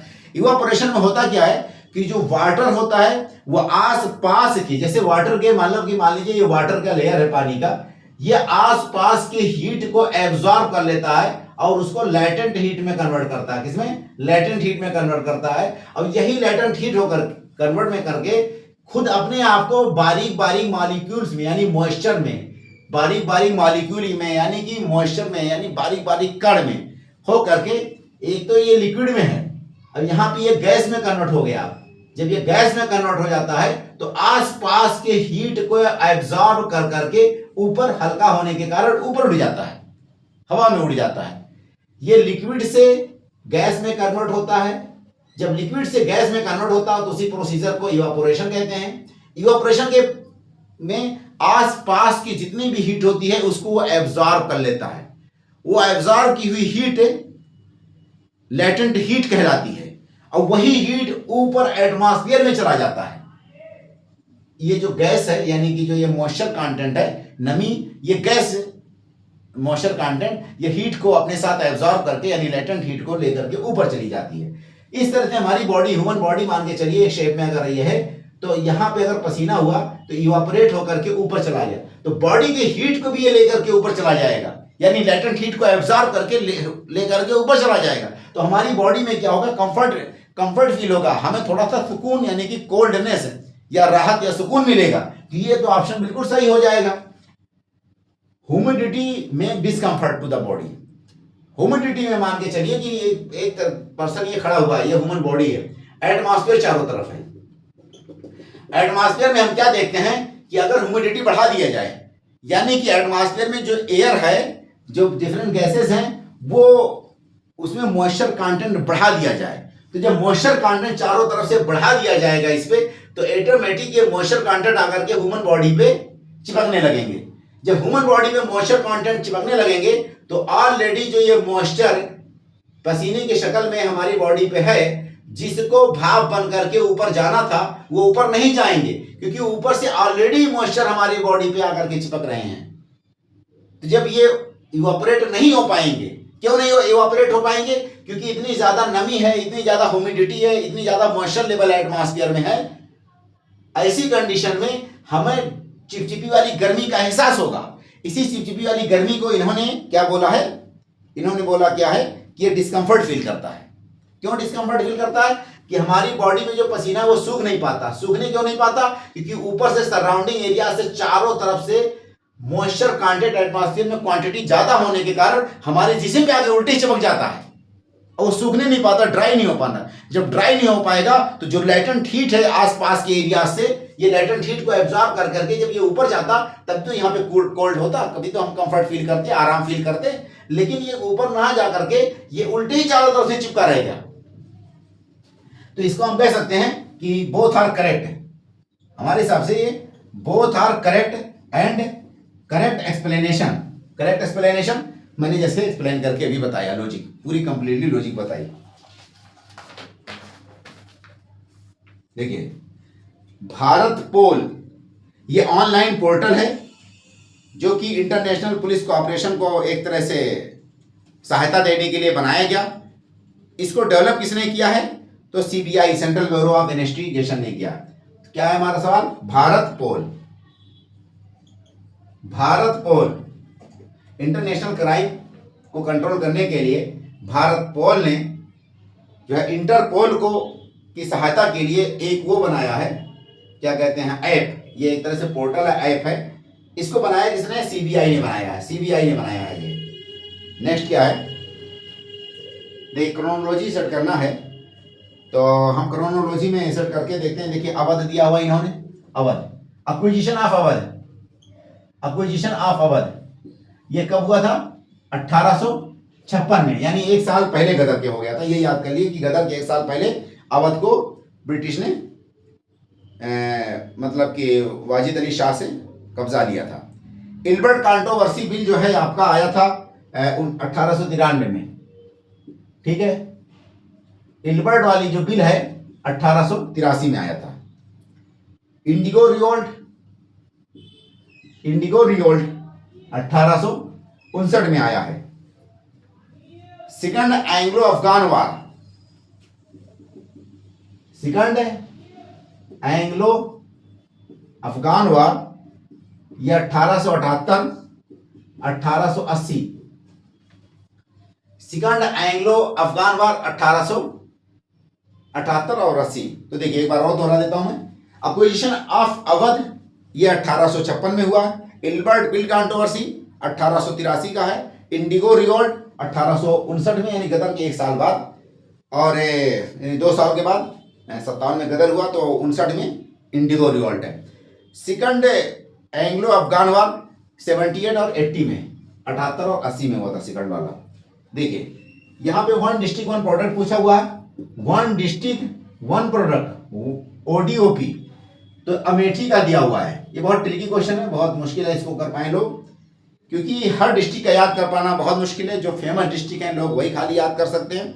जैसे कि देखिए, यहाँ पे अमेठी, अमेठी का लोगों को पता ही होता है, अमेठी का मूंछ है, आसानी से याद किया जा सकता है, क्योंकि फेमस कॉन्स्टिट्यूंसी भी है राहुल गांधी की, इसीलिए लोग उसको जानते भी हैं और उसे कॉन्स्टिट्यूंसी के नाम पे याद कर लेंगे। संत कबीर नगर का भी लोग याद कर लेते हैं, संत कबीर नगर का भी ये लोग याद कर लेते हैं। कैसे याद कर लेते हैं? क्योंकि ये कबीरदास की वहाँ पे समाधि है या वहाँ पे उनका मज़ार है। ये ब्रास वेयर के लिए है, ब्रास वेयर के लिए संत कबीर नगर में, मतलब संत कबीर नगर का क्या है? ब्रास वेयर है, यानी कि पीतल के बर्तन, ODOP, one district one product. Sultanpur का क्या है भाई साहब? देखिए, सुल्तानपुर का क्या है, मूंज है, मूंज है। तो ये दोनों करेक्ट हो जाएंगे, क्योंकि पूछा था कि किस डिस्ट्रिक्ट का मूंज है, तो मूंज सुल्तानपुर और अमेठी का है, संतकबीर नगर का ब्रास वेयर है, यानी कि पीतल के बर्तन है। ऐसे और भी डिस्ट्रिक्ट हैं, जैसे कि मान के चलिए बस्ती है, बगल में उसका अचार है, यहाँ पे आपका क्या कहते हैं बुलंद, अरे क्या कहते हैं मुजफ्फरनगर का गुड़ है। तो स्पेसिफिक उस डिस्ट्रिक्ट का जो कोई चीज़ फेमस होता है वही वहाँ पे अलाइन किया गया। लखनऊ का चिकनकारी हो जाएगा। देखिए अगला सवाल क्या है कि नेशनल एजुकेशन पॉलिसी 2020 से रिलेटेड सवाल हमारा है। नेशनल एजुकेशन पॉलिसी 2020 से रिलेटेड है। उल्लास दीक्षा भारत निर्माण क्या है, उल्लास दीक्षा, दीक्षा और भारत निर्माण, भारत निर्माण। देखिए नेशनल एजुकेशन पॉलिसी से रिलेटेड आपका उल्लास है और दीक्षा, ये दोनों उसी से संबंधित हैं, नेशनल एजुकेशन पॉलिसी से। भारत निर्माण उससे संबंधित नहीं है। भारत निर्माण 2005 में यूपीए फर्स्ट में यानी मनमोहन सिंह के फर्स्ट वाली रिजिम में लाया गया था, और इसका संबंध यह था कि गांव के एरियाज में इंफ्रास्ट्रक्चर जनरेट करना। गांव के एरिया में इंफ्रास्ट्रक्चर जनरेट करने के नाम से जो स्कीम लाई गई थी उसका नाम भारत निर्माण था, 2005 की स्कीम है। दूसरा पॉइंट ये है कि ये जो है जैसे सैनिटेशन हो गया, रूरल रोड हो गया, रूरल इलेक्ट्रिसिटी हो गया, इससे रिलेटेड ये चीजें इसमें थी भारत निर्माण में। नेक्स्ट हमारा जो है देखिए अगला क्या है, iron dome missile defence system. Iron dome missile defence system किसे कंट्री से संबंधित है, ये आपका जो है इजराइल से रिलेटेड है। अभी न्यूज में भी था, और ईरान से जब युद्ध हुआ तो डेली न्यूज में रहता था, आसान क्वेश्चन है। आयरन डोम जो है वो किस कंट्री से संबंधित है, इजराइल से संबंधित है।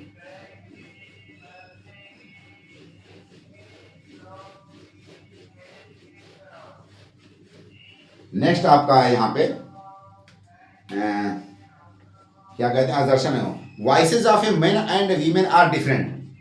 असर्शन में हमारा क्वेश्चन है कि voices of men and women are different, क्या आदमी और महिला, मतलब महिला और पुरुष दोनों की आवाज, वॉइस, साउंड वो अलग होती है? हाँ बिल्कुल अलग होती है। तो ये तो बात मतलब कि सही है कि दोनों की साउंड अलग है, ये बात सही है, असर्शन है। रीजन में क्या कहता है कि देखिए length and thickness of vocal cord is different in men and female. तो देखिए length and thickness of vocal cord क्यों अलग होती है, दोनों की जबान, दोनों का साउंड, वॉइस का? उसके पीछे कारण क्या होता है कि ये जो वोकल कॉर्ड होता है वो उसका लेंथ दोनों का अलग होता है, उसकी थिकनेस दोनों की अलग होती है, इसलिए ये वॉइस अलग होता है। ये बात बिल्कुल सही है और करेक्ट एक्सप्लेनेशन है। तो both are true and correct explanation, इसमें कुछ नहीं है ऐसा, दोनों का जो है अलग अलग होता है, इसलिए दोनों की वॉइस अलग होती है। यूएनडीपी जो है पहला ह्यूमन डेवलपमेंट रिपोर्ट 1990 में पब्लिश करता है, और which had a human development index, ठीक है। तो ह्यूमन डेवलपमेंट इंडेक्स से रिलेटेड है, एचडीआई से कहते हैं, ह्यूमन डेवलपमेंट रिलेटेड है। और यहाँ पे लिखा यह है कि यूएनडीपी ने फर्स्ट टाइम जो है पब्लिश किया था human development report. Human development report UNDP ने पहली बार पब्लिश किया। UNDP United Nations development programme, United Nations development programme ने पहली बार ह्यूमन डेवलपमेंट रिपोर्ट पेश किया। कब पेश किया था? 1990 में। इस रिपोर्ट में यूनाइटेड नेशंस डेवलपमेंट प्रोग्राम ने पहली बार ह्यूमन डेवलपमेंट रिपोर्ट पेश किया या पब्लिश किया 1990 में। इसमें एचडीआई का इंडेक्स जारी किया गया था। क्या पब्लिश हुआ था इस रिपोर्ट में? ह्यूमन डेवलपमेंट इंडेक्स इसमें पब्लिश हुआ था। इसमें बताया गया था अलग अलग कंट्री के ह्यूमन डेवलपमेंट इंडेक्स क्या क्या है। नंबर 1, ये जो ह्यूमन डेवलपमेंट का कॉन्सेप्ट है या एचडीआई का कॉन्सेप्ट है, ये किसने दिया था? महबूबुल हक ने दिया था, अमर्त्य सेन ने दिया था और इंगकोल ने दिया था।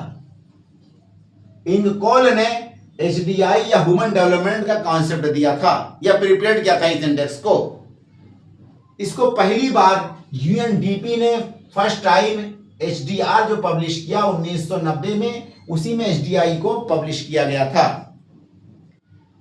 ये एचडीआर तब से 1990 से रेगुलर पब्लिश होता रहा। एचडीआर जो कि यूएनडीपी पब्लिश कर रहा है, उसमें एचडीआई के साथ साथ अदर इंडेक्सेस भी पब्लिश किए जाने लगे 2010 से। 2010 से अदर जो इंडेक्सेस पब्लिश हुए उसमें inequality adjusted human development index, gender inequality index, multi dimensional poverty index. Multi dimensional poverty index, ये सारे के सारे इंडेक्स 2010 से पब्लिश होने लगे इसी रिपोर्ट में। इस रिपोर्ट में 90 से तो खाली एक इंडेक्स पब्लिश हुआ। 2010 से ये सारे इंडेक्स इसी रिपोर्ट में पब्लिश होने लगे। इसके साथ साथ ये तो पब्लिश होता चला आ रहा है, इसके साथ साथ ये भी पब्लिश होने लगे 2010 से। पब्लिश करता कौन है? यूएनडीपी है। ये जो मल्टी डायमेंशनल पॉवर्टी है, ऑक्सफोर्ड इनिशिएटिव जो संस्था है वो भी इसमें इन्वॉल्व है, इसको प्रिपेयर करने में। यूएनडीपी के साथ साथ ऑक्सफोर्ड इनिशिएटिव भी इसके बनाने में, जनरेट करने में इन्वॉल्व है। आगे चल करके 2014 आता है भाई साहब। 2014 में इसमें और एक इंडेक्स जोड़ दिया गया, gender development index. Gender development index 2014 में जोड़ दिया गया। 2020 में इसमें दो इंडेक्स जोड़ दिए गए, एक तो social norms women inequality index, women inequality नाम, social norms women inequality index, या इस तरह से एक इंडेक्स था। और एक आपका जो है planetary pressure adjusted human development index. Planetary pressure adjusted human development index, ये दो इंडेक्स और 2020 में जोड़ दिए गए। 1997 बीच में पड़ेगा कहीं पे, यहां पे ह्यूमन पॉवर्टी इंडेक्स जोड़ा गया था इसी में। 1997 में ह्यूमन पॉवर्टी इंडेक्स भी इसके द्वारा पब्लिश किया जाने लगा था इसी रिपोर्ट में। इस ह्यूमन पॉवर्टी इंडेक्स को जो 97 में पब्लिश हुआ था, 2010 के आते आते इसको खत्म करके MPI multi dimensional poverty index publish किया जाने लगा। एक बार और, यूनाइटेड नेशन डेवलपमेंट प्रोग्राम ये इस्टेब्लिश होता है 1965 में। इसका हेडक्वार्टर कहां पे होता है? न्यूयॉर्क में। ये पहली बार ह्यूमन डेवलपमेंट रिपोर्ट तैयार करता है और उस रिपोर्ट में 1990 में एचडीआई का इंडेक्स पब्लिश करता है। इसको तैयार करने वाले या ह्यूमन डेवलपमेंट कॉन्सेप्ट को देने वाले या एचडी को प्रिपेयर करने वाले महबूबुल हक, उन्हीं के साथियों में मेन रोल इनका है। इनके साथियों में इनके एसोसिएट जो थे अमृत्या सेन, इनके दोस्त, और इनके कोलेग थे। ये तीनों मिलकर इसको तैयार करते हैं। 1997 में ह्यूमन पॉवर्टी इंडेक्स पब्लिश किया जाने लगा इसी एचडीआर रिपोर्ट में, ह्यूमन डेवलपमेंट रिपोर्ट में। कौन पब्लिश करता है? यूएनडीपी पब्लिश करता है। 2010 में इसमें और भी रिपोर्ट में और भी इंडेक्स शामिल किए गए। Inequality adjusted human development index, gender inequality index, multi dimensional poverty index. Multi dimensional poverty index को यूएनडीपी के साथ साथ ऑक्सफोर्ड इनिशिएटिव करके एक संस्था है, वो भी इसमें शामिल है पब्लिश करने में, इसको तैयार करने में। 2014 में जेंडर डेवलपमेंट इंडेक्स तैयार किया जाने लगा, इसी के साथ एचडीआई के साथ पब्लिश किया जाने लगा। उसके बाद 2020 में आते आते दो और जोड़ दिए गए, social norms women inequality index और planetary pressure adjusted human development index. Planetary pressure adjusted human development index, ये पूरी सीक्वेंस। अब हम क्वेश्चन पे आते हैं। देखिए, UNDP publish is first human development report in 1990। Human development index, हुई सेड ह्यूमन डेवलपमेंट इंडेक्स। तो यानी कि यहाँ पे क्वेश्चन ये कहा गया है कि यूएनडीपी ने पहली बार एक रिपोर्ट एचडीआई की पब्लिश की थी, एचडीआई की 1990 में। ये पहला स्टेटमेंट है। सेकंड स्टेटमेंट क्या कहता है? पहली टीम जिसने कि ह्यूमन डेवलपमेंट को तैयार किया था, उसमें महबूबुल हक और एस प्रिजनर थे। कौन कौन थे तैयार करने वाले? महबूबुल हक और एस प्रिजनर करके कोई है, एस प्रिजनर। अब देखिए इसके आधार पे देखिए सही है। यूएनडीपी ने पहली बार एसडीआई 1990 में पब्लिश किया। एसडीआई 1990 में यूएनडीपी ने पहली बार पब्लिश किया, तो ये ऑप्शन तो सही हो गया। इसको तैयार करने वाले महबूबुल हक और एस प्रिजनर थे, नहीं, इसको तैयार करने वाले महबूबुल हक, अमृत्या सेन और अरिंगकोल थे। तो ये तो सही है, तो ये गलत है। एक इसमें ऑप्शन गलत है, इसलिए पूरा गलत माना जाता है। एक ऑप्शन गलत होता है तो पूरा गलत माना जाता है।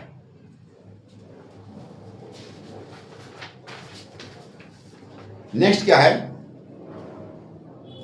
National voter day. देखिए वोटर्स डे, वोटर डे कब होता है इंडिया में?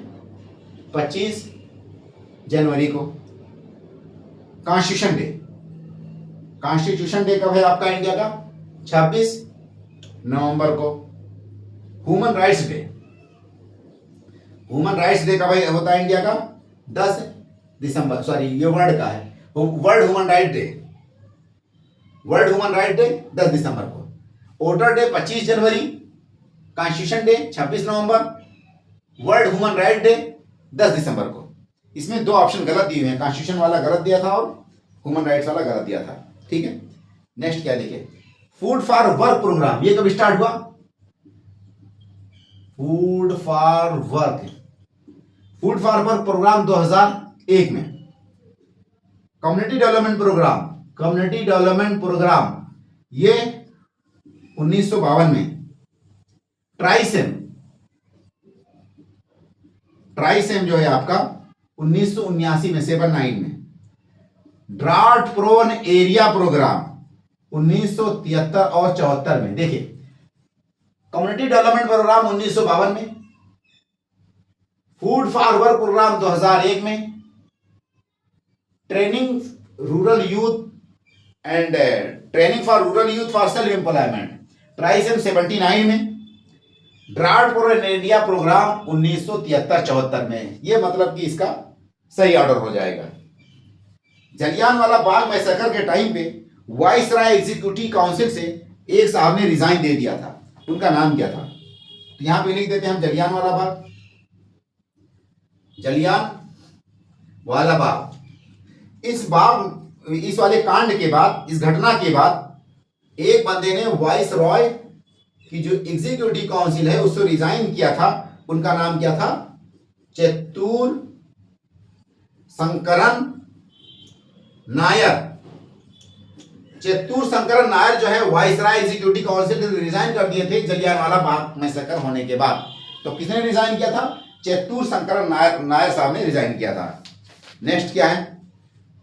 न्यू पंबन ब्रिज, जो पंबन ब्रिज है, न्यू पंबन ब्रिज, उसके बारे में क्वेश्चन है। ये हमारा 136 नंबर का क्वेश्चन है। न्यू पंबन ब्रिज, इसको रेल विकास निगम लिमिटेड ने बनाया। यहां पे पहला स्टेटमेंट है कि इसको रेल विकास निगम लिमिटेड ने बनाया। और ये जो रेल विकास निगम लिमिटेड है ये नवरत्ना पब्लिक सेक्टर है, मिनिस्ट्री ऑफ रेलवे के अंतर्गत नवरत्ना है ये। अगला स्टेटमेंट हमारा इसमें यह है कि इंडिया का पहला वर्टिकल लिफ्ट रेलवे सी ब्रिज है ये। फर्स्ट जो है आपका वर्टिकल लिफ्ट सी ब्रिज है। क्या ये दोनों बातें सही हैं? तो both are true, both are true. New Pamban bridge, Pamban एक आइलैंड है तमिलनाडु के कोस्ट पे, उसको जोड़ने के लिए पाक बे वगैरह जो आप पढ़ते हैं, ठीक वहां पे पंबन ब्रिज एक बनाया गया। उस ब्रिज को बनाने वाला एक कौन संस्था है, इंस्टीट्यूशन है, ऑर्गेनाइजेशन? रेल विकास निगम लिमिटेड उसको प्रिपेयर कर रही है, बना रही है, कंस्ट्रक्शन कर रही है। रेल विकास निगम लिमिटेड ये नवरत्ना कंपनी है, किसके अंतर्गत आती है? रेलवे के अंदर आती है, मिनिस्ट्री ऑफ रेलवे के अंदर आती है। ये पहला वर्टिकल जो है लिफ्ट ब्रिज है। वर्टिकल लिफ्ट ब्रिज का मतलब कि जैसे एक ब्रिज इस तरह से होता है, इस तरह से धनुष के आकार के नमा, इस तरह से चढ़ करके इसमें आपको जाना होगा यहां से यहां तक। तो इस तरह को कहते हैं क्या है, ताकि यहाँ पे आसानी से नीचे से शिप वगैरह उसको इसमें टकराने ना पाए, वो चली जाए। तो दोनों ट्रू है, इसके दोनों option both are true and correct. Next क्या है कि consumer can bargain below maximum retail price.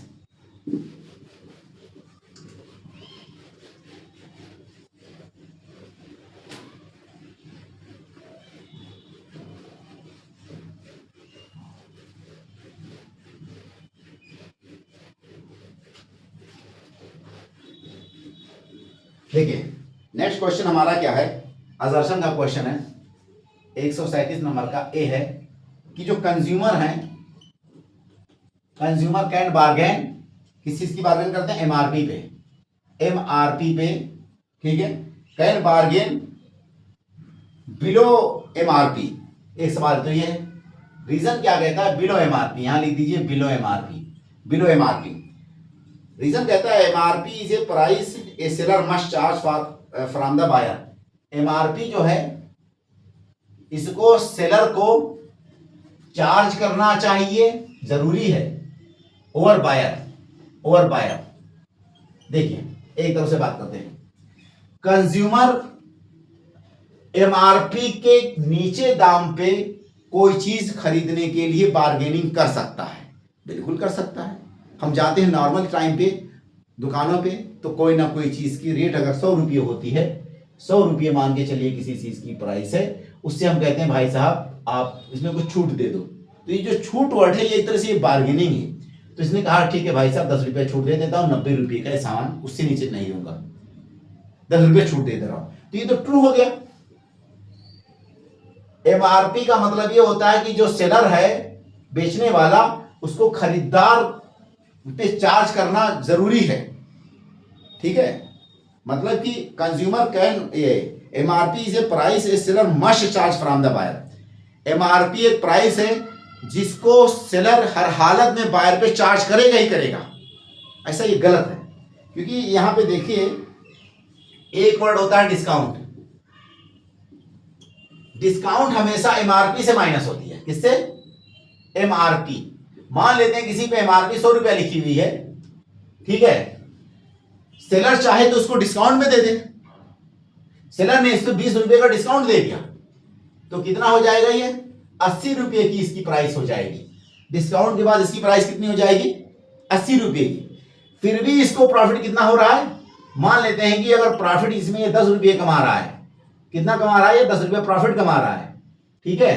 तो यानी कि उसका खरीदने का कितना पड़ा, 70 रुपये की उसने परचेज की थी, 70 रुपये की परचेज की, 10 रुपये प्रॉफिट कमाया और बेचा कितने में, 80 रुपये में, और उसमें प्राइस कितना लिखा हुआ है, 100 रुपया लिखा हुआ।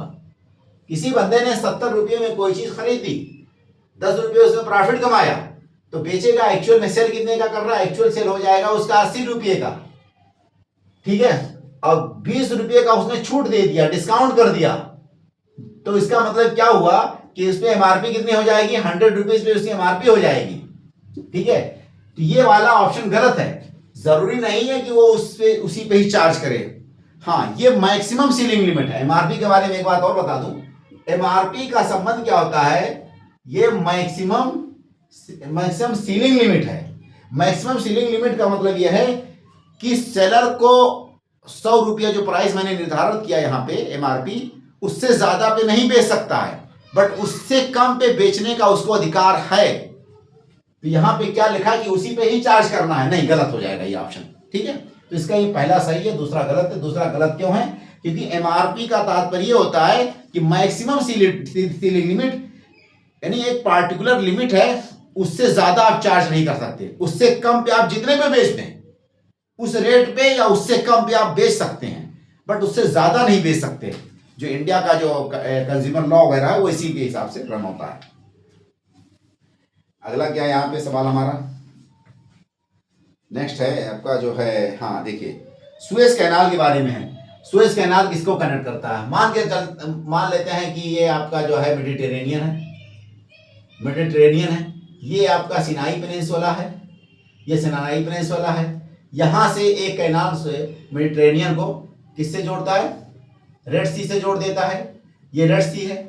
ये आपका अरबियन पेनिनसुला है, अरबियन है। ये आपका अफ्रीका का जो अफ्रीका है, और ये यहाँ पे मान के चलिए ये अफ्रीका का है। ये इजिप्ट वाला पार्ट जो है आपका सिनाई मैंने बता दिया। ये इथोपिया या ये इस तरह की जो शमालिया, जिबूती, ठीक है, इरिट्रिया, इस तरह की कंट्रीज पड़ती नहीं है इधर रेड सी वाले साइड में, और इधर पे या जो है आपका यमन वगैरह पड़ता है, ठीक है। तो ये पूरा ऐसे मैप है। तो ये रेड सी को, ये आपका रेड सी को मेडिटेरेनियन से जोड़ता है। रेड सी को मेडिटेरेनियन से कौन जोड़ता है, सुएज कैनाल। ये सुएज कैनाल है, सुएज कैनाल। तो सुएज कैनाल मेडिटेरेनियन सी को रेड सी से जोड़ता है। ठीक है, सुएज कैनाल रेड सी को मेडिटेरेनियन सी से जोड़ता है। तो यहां पे ऑप्शन हो जाएगा सही, रेड सी और मेडिटेरेनियन सी। अच्छा, life life style for environment क्या है? Life style for environment. ये इनिशिएटिव जो है, कॉन्सेप्ट जो है, एक्चुअल पहले देख लेते हैं इसका कॉन्सेप्ट इसका मोदी जी ने दिया था। कहाँ पे दिया था ये? मोदी जी ने COP 26 जो है यहाँ पे ग्लासगो 2020 में, ग्लासगो 2021 में ग्लासगो में मोदी जी ने इस कॉन्सेप्ट को दिया था लाइफ वाले का। ऑफिशियली जो इसको लॉन्च किया गया था, ऑफिशियल तौर पे इसका जो लॉन्चिंग टाइम है वो आपका 5 जून 2022 में इसको लॉन्च किया गया था। तो देखिए यहाँ पे सवाल क्या हमारा है, इट वाज लॉन्च इन जून 2022। तो जून 2022 में इसको ऑफिशियली लॉन्च किया गया, तो ये ऑप्शन तो सही हो जाएगा। It's idea was propose at the COP 25 in Madrid Spain. नहीं, 25 में नहीं दिया गया था, ये 26 में दिया गया था 2021, जो कि ग्लासगो में हुआ था COP। ये वाला ऑप्शन जो है इसका गलत है, इसका दूसरा गलत है, क्योंकि ये 26 में दिया गया, यहाँ पे 25 लिखा हुआ है। ठीक है, नेक्स्ट हमारा क्या है? World bank and international monetary fund जो है ये मतलब कि ब्रेटन वुड ट्विंस कहलाते हैं। ठीक है, तो किससे रिलेटेड है? IMF एंड वर्ल्ड बैंक, ये क्या कहलाते हैं? ये पहली बात जान लीजिए कि 1944 में ये दोनों संस्थाएं स्टैब्लिश हुई। कहां पे स्टैब्लिश हुई? ब्रेटन वुड में। ठीक है, तो उसी के नाम पे जो ब्रेटन वुड है, उसी के नाम पे ब्रेटन वुड में IMF वर्ल्ड बैंक 1944 में स्थापित होती हैं, सेटअप होती हैं, बनाई जाती हैं। इसीलिए इसको ब्रेटन वुड ट्विन भी कहते हैं। इसी वजह से एक साथ दोनों बनाई गई थी 1944 में, इसीलिए इसको ब्रेटन वुड ट्विंस भी कहते हैं। तो इसका ये ऑप्शन सही हो जाएगा। अच्छा, अगला ऑप्शन क्या है? इन दोनों का हेडक्वार्टर जो है वाशिंगटन DC में है। कहां पे है?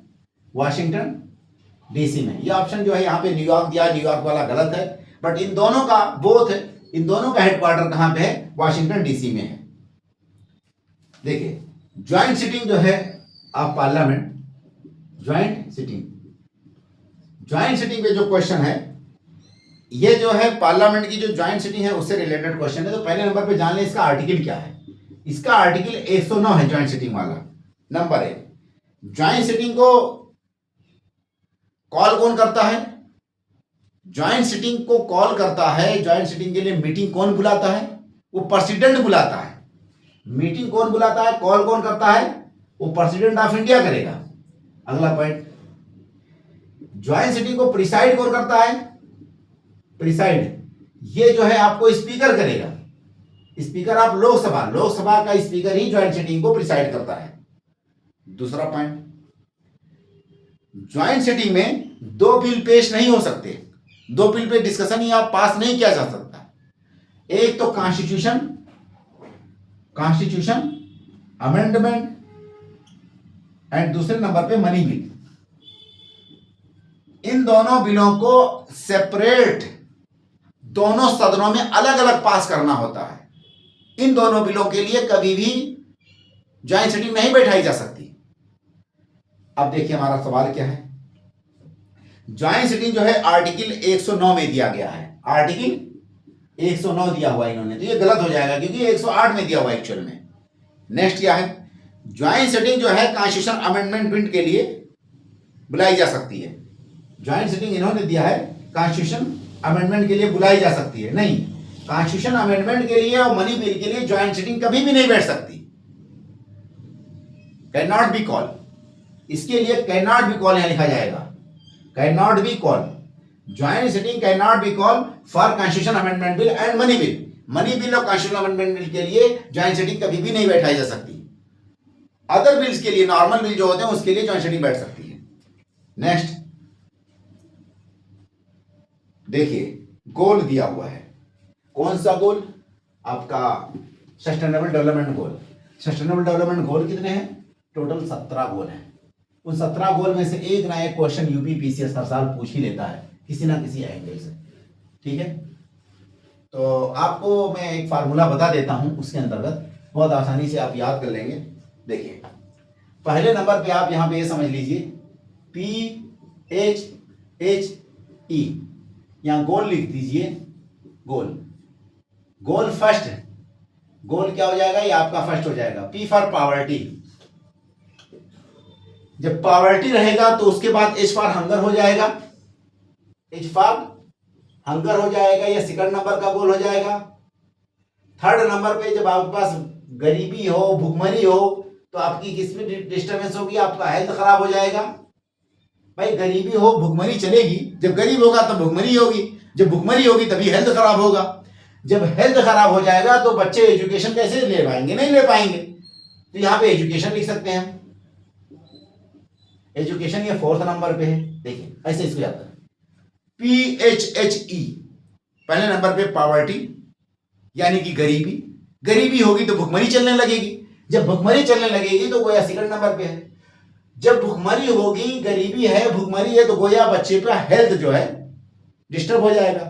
जब हेल्थ खराब हो जाएगा किसी बंदे का थर्ड नंबर पे, तो वो एजुकेशन कैसे ले पाएगा? नहीं ले पाएगा।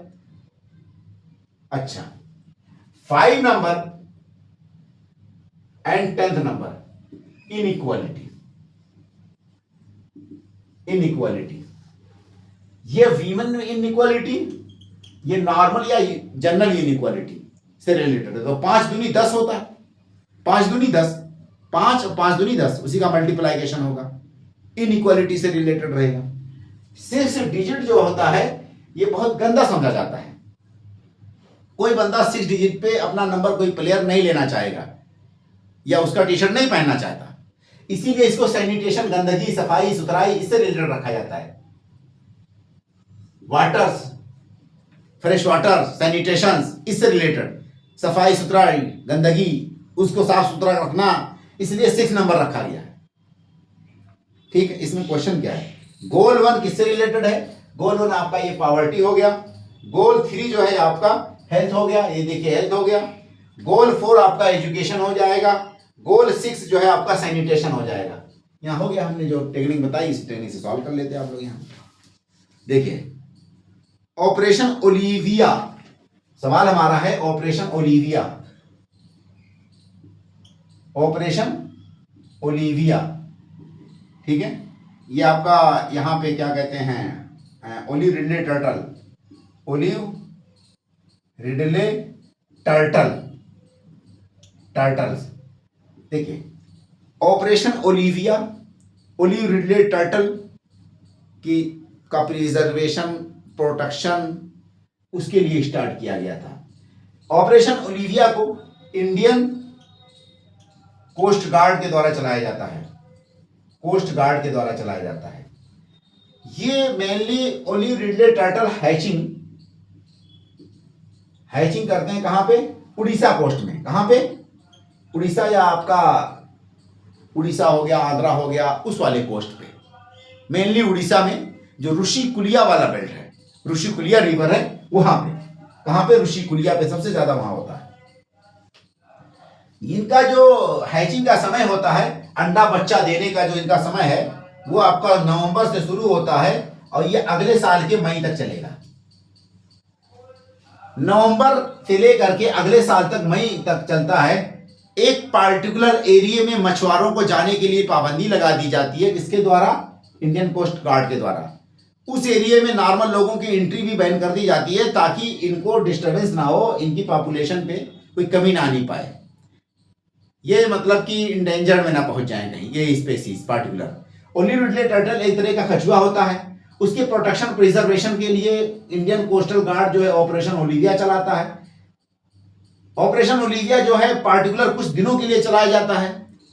उनके जब हैचिंग का टाइम, उनके बच्चा देने, मतलब अंडा देने, बच्चा सेने और उसको बढ़ाने के का जो समय होता है, उसी टाइम चलाया जाता है।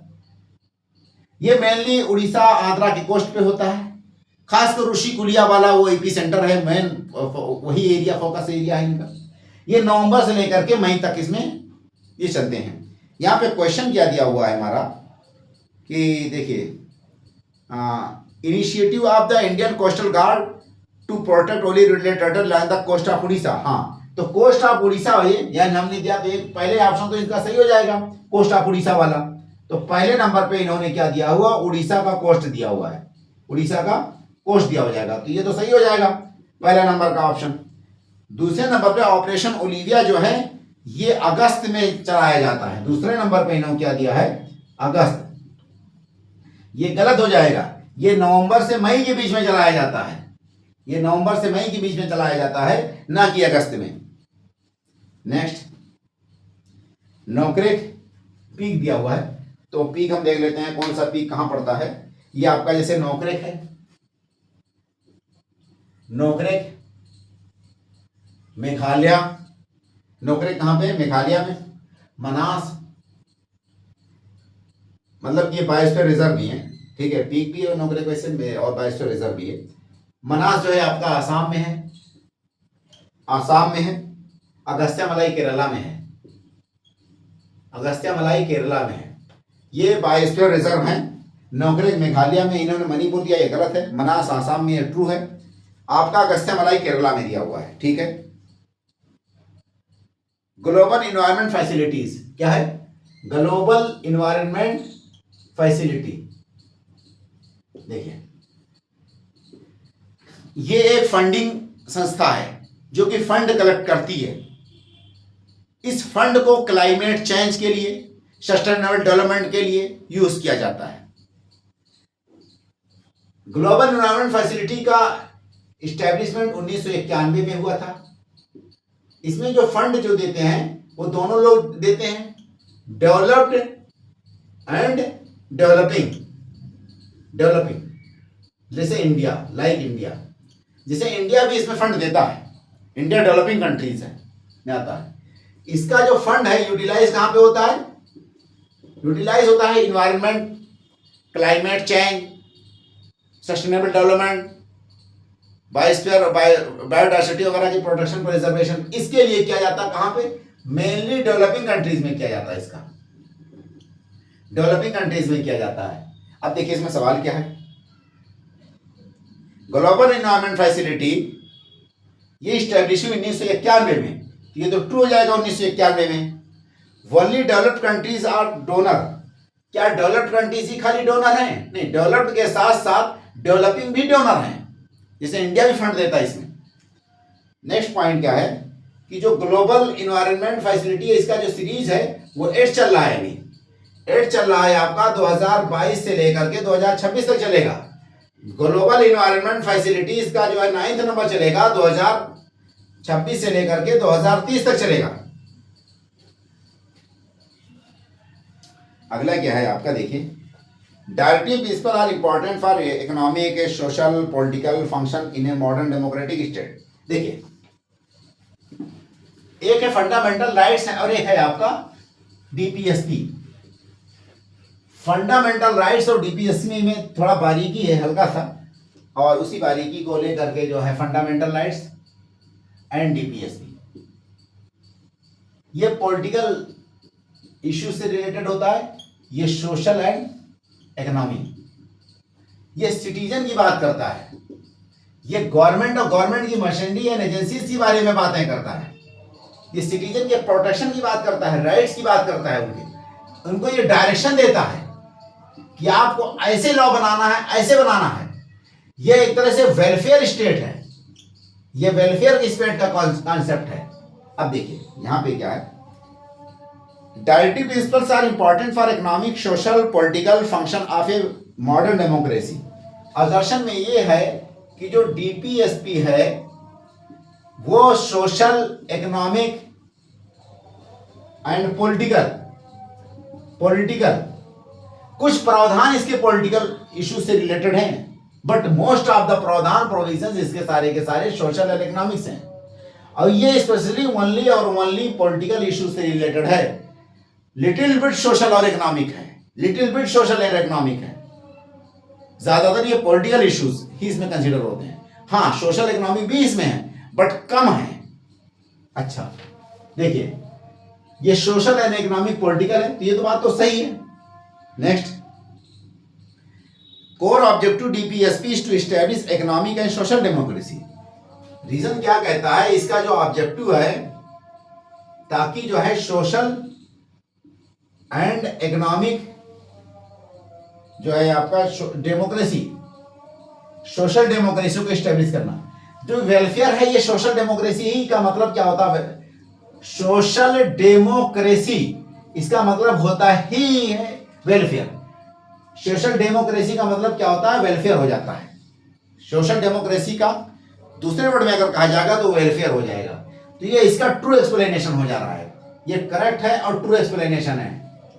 ट्रू एक्सप्लेनेशन इस तरह से है कि जो ये सोशल है और डेमोक्रेसी है, सोशल का मतलब क्या होता है कि डेमोक्रेसी कई तरह से होते हैं, economic democracy, political democracy, social democracy. Economic democracy का मतलब कि इकोनॉमिक में सबका पार्टिसिपेशन, पॉलिटिकल का मतलब कि जो है गवर्नमेंट में सबका पार्टिसिपेशन, सोशल का मतलब क्या होता है सबको अपने स्टेटस में और इनकम में और अपॉर्चुनिटीज में इक्वल चांसेस मिलेगा। तो ये एक तरह से वेलफेयर का दूसरा नाम सोशल डेमोक्रेसी होता है। तो ये ट्रू है और ट्रू एक्सप्लेनेशन भी है। नेक्स्ट क्या है, 3-4 क्वेश्चन और रह गए हैं। 147 नंबर क्या है, देखिए फूड सिक्योरिटी से रिलेटेड है, इनटाइटलमेंट्स इन फूड सिक्योरिटी। तो एक वर्ड आता है entitlement in food security. Food security ये किसने कॉन्सेप्ट दिया था, अमर्त्य सेन ने दिया था। इनटाइटलमेंट, जो फूड सिक्योरिटी एक्ट 2013 है वो कॉन्सेप्ट उसमें भी इंटाइटलमेंट का अप्लाई हुआ है। 2013 फूड सिक्योरिटी एक्ट कैसे अप्लाई हुआ, इंटाइटलमेंट का मतलब यह होता है कि हर बंदे को एक निर्धारित अमाउंट एक पार्टिकुलर समय तक मिलना ही मिलना है, उसी को इंटाइटलमेंट कहते हैं। हर बंदे को एक पार्टिकुलर जो भी नीडी है, जरूरतमंद है, जो भी उसके क्राइटेरिया कैटेगरी में आते हैं, उनको एक सर्टेन अमाउंट एक सर्टेन टाइम तक मिलना ही मिलना है।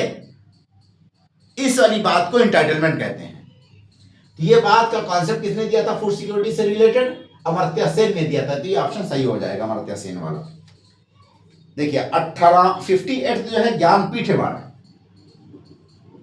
58 जो है ज्ञानपीठ अवार्ड किसको दिया गया था, ज्ञानपीठ अवार्ड 58 वाला इनको दिया गया, संस्कृत के जो स्कॉलर थे जगत गुरु रामभद्राचार्य साहब को। जगत गुरु रामभद्राचार्य जी को क्या दिया गया, 58 वाला ज्ञानपीठ अवार्ड दिया गया था। ये 2023 का अवार्ड है और ये संस्कृत में इनको दिया गया था। ठीक है, संस्कृत में दिया गया था। पहला ज्ञानपीठ अवार्ड जो है शंकर कुरूप को दिया गया था 1965 में। फर्स्ट ज्ञानपीठ अवार्ड जो है 1965 में दिया गया था। किसको दिया गया था, शंकर कुरूप को दिया गया था। शंकर कुरूप को पहला अवार्ड दिया गया था। देखिए ये पेशवा, ये क्वेश्चन हर साल रिपीट होता है और खाली 6-7 वहां पे जो पेशवा बनाए गए थे उन्हीं का क्वेश्चन होता है और आपको बस खाली इसे याद कर लेना है और बहुत आसान क्वेश्चन होता है। देखिए पहले नंबर पे आपको सीक्वेंस है, सीक्वेंस याद करने का तरीका क्या है। देखिए पहले नंबर पे आप लिखिए यहाँ पे जो है बालाजी विश्वनाथ, दूसरे नंबर पे आप लिखेंगे बाजीराव, बाजीराव, तीसरे नंबर पे आपका है जो है बालाजी बाजीराव, चौथे नंबर पे आपका माधवराव, माधवराव। पहले नंबर पे मैंने बालाजी विश्वनाथ को क्यों रख दिया, देखिए कोई भी पेशवा या कोई भी डायनेस्टी कुछ चलेगी तो उसमें सबसे तगड़ा आदमी जो होगा वही स्टार्ट करेगा। तो अगर कोई आदमी मजबूत है, खूब धांसू तगड़ा है, खूब है, मतलब कि बहुत ज्यादा मतलब कि स्ट्रेंथ उसके अंदर है, तो विश्व लेवल का होगा। जो विश्व लेवल का होगा तो गोया कि इसीलिए विश्व यानी कि दुनिया ग्लोबल लेवल पे, तो इसीलिए पहले नंबर पे हमने बालाजी विश्वनाथ को रख दिया। विश्वनाथ यानी विश्व के जो नाथ हों, जो विश्व पे जिनका एक तरह से कमांड हो। तो दुनिया यानी कि वर्ल्ड लेवल पे जो आ रहे हैं, विश्व लेवल पे जो आ रहे हैं, इसीलिए ये पहले नंबर पे, तो ये फाउंडर हो जाते हैं। ये कौन है, फाउंडर है। कैसे याद करेंगे, क्योंकि जो बड़ा होगा भाई आकार होगा, जिसका नाम ही इससे पता चल जाएगा कि विश्व लेवल में। उनके जो बेटे हैं वो बाजीराव हैं, बाजीराव हैं, इनके जो पोते हैं वो अपने दादा और पिताजी से भी थोड़ा थोड़ा चीजें ले लेंगे। जैसे देखिए, बालाजी अपने दादा से इन्होंने ले लिया और बाजीराव इन्होंने अपने पिता से ले लिया। तो हमेशा ये याद रखिए तीसरे नंबर पे आ जाएंगे, क्योंकि पिता पहले आएगा और दादा उससे पहले आएगा। तो यहां बालाजी पहले आएंगे, तो बालाजी अपने दादा के ले लिया, तो दादा का पहले लेंगे ना, क्योंकि दादा जो है पहले आते हैं। और उसके बाद पिताजी आते हैं, तो इसने सेकंड नंबर पे अपने पिताजी का नाम जोड़ दिया, तो बाजीराव इन्होंने सेकंड नंबर पे अपने नाम के जोड़ा। तो तीसरे नंबर को कैसे याद करेंगे कि दादा का नाम आधा और पिता का नाम आधा। तो इस तरह से तीसरे नंबर पे जो होगा, या जो भी उनके दादा या घर के जो भी रहे हो सक्सेसर, लास्ट में माधवराव को आप याद कर लेंगे। ये सीक्वेंस होती है। नेक्स्ट आपका northern railway new Delhi headquarter देखते हैं। Northern railway new Delhi. Next का आपका north east railway. North east railway Gorakhpur में है, हेडक्वार्टर है इसका, गोरखपुर में है। साउथ ईस्ट रेलवे क्या है? साउथ ईस्ट रेलवे, ये आपका कोलकाता में है, कोलकाता। देखिए, नॉर्थ रेलवे न्यू दिल्ली में है, नॉर्थ ईस्ट रेलवे गोरखपुर में है, और north central railway Allahabad Prayagraj में है, NCR, north central railway Allahabad Prayagraj में है, यूपी से रिलेटेड है। साउथ ईस्ट रेलवे कोलकाता में है, इन्होंने जो है कटक दिया था। साउथ ईस्ट रेलवे क्या है? कोलकाता में है। यहीं पे हम विराम लेते हैं। आप लोगों से रिक्वेस्ट है कि हमारे चैनल को लाइक करो, सब्सक्राइब करो, ज़्यादा से ज़्यादा शेयर करें, और जल्द ही हमारी क्लासेज है यूपी पीसीएस मेंस की जो पेपर 5 और 6 है, उससे रिलेटेड जल्द ही स्टार्ट हो जाएगी। और ये पेपर 5, पेपर 5 और पेपर 6 ये बाईलिंगुअल होगी, बोथ मीडियम में। ओके भाई, ऑल द बेस्ट।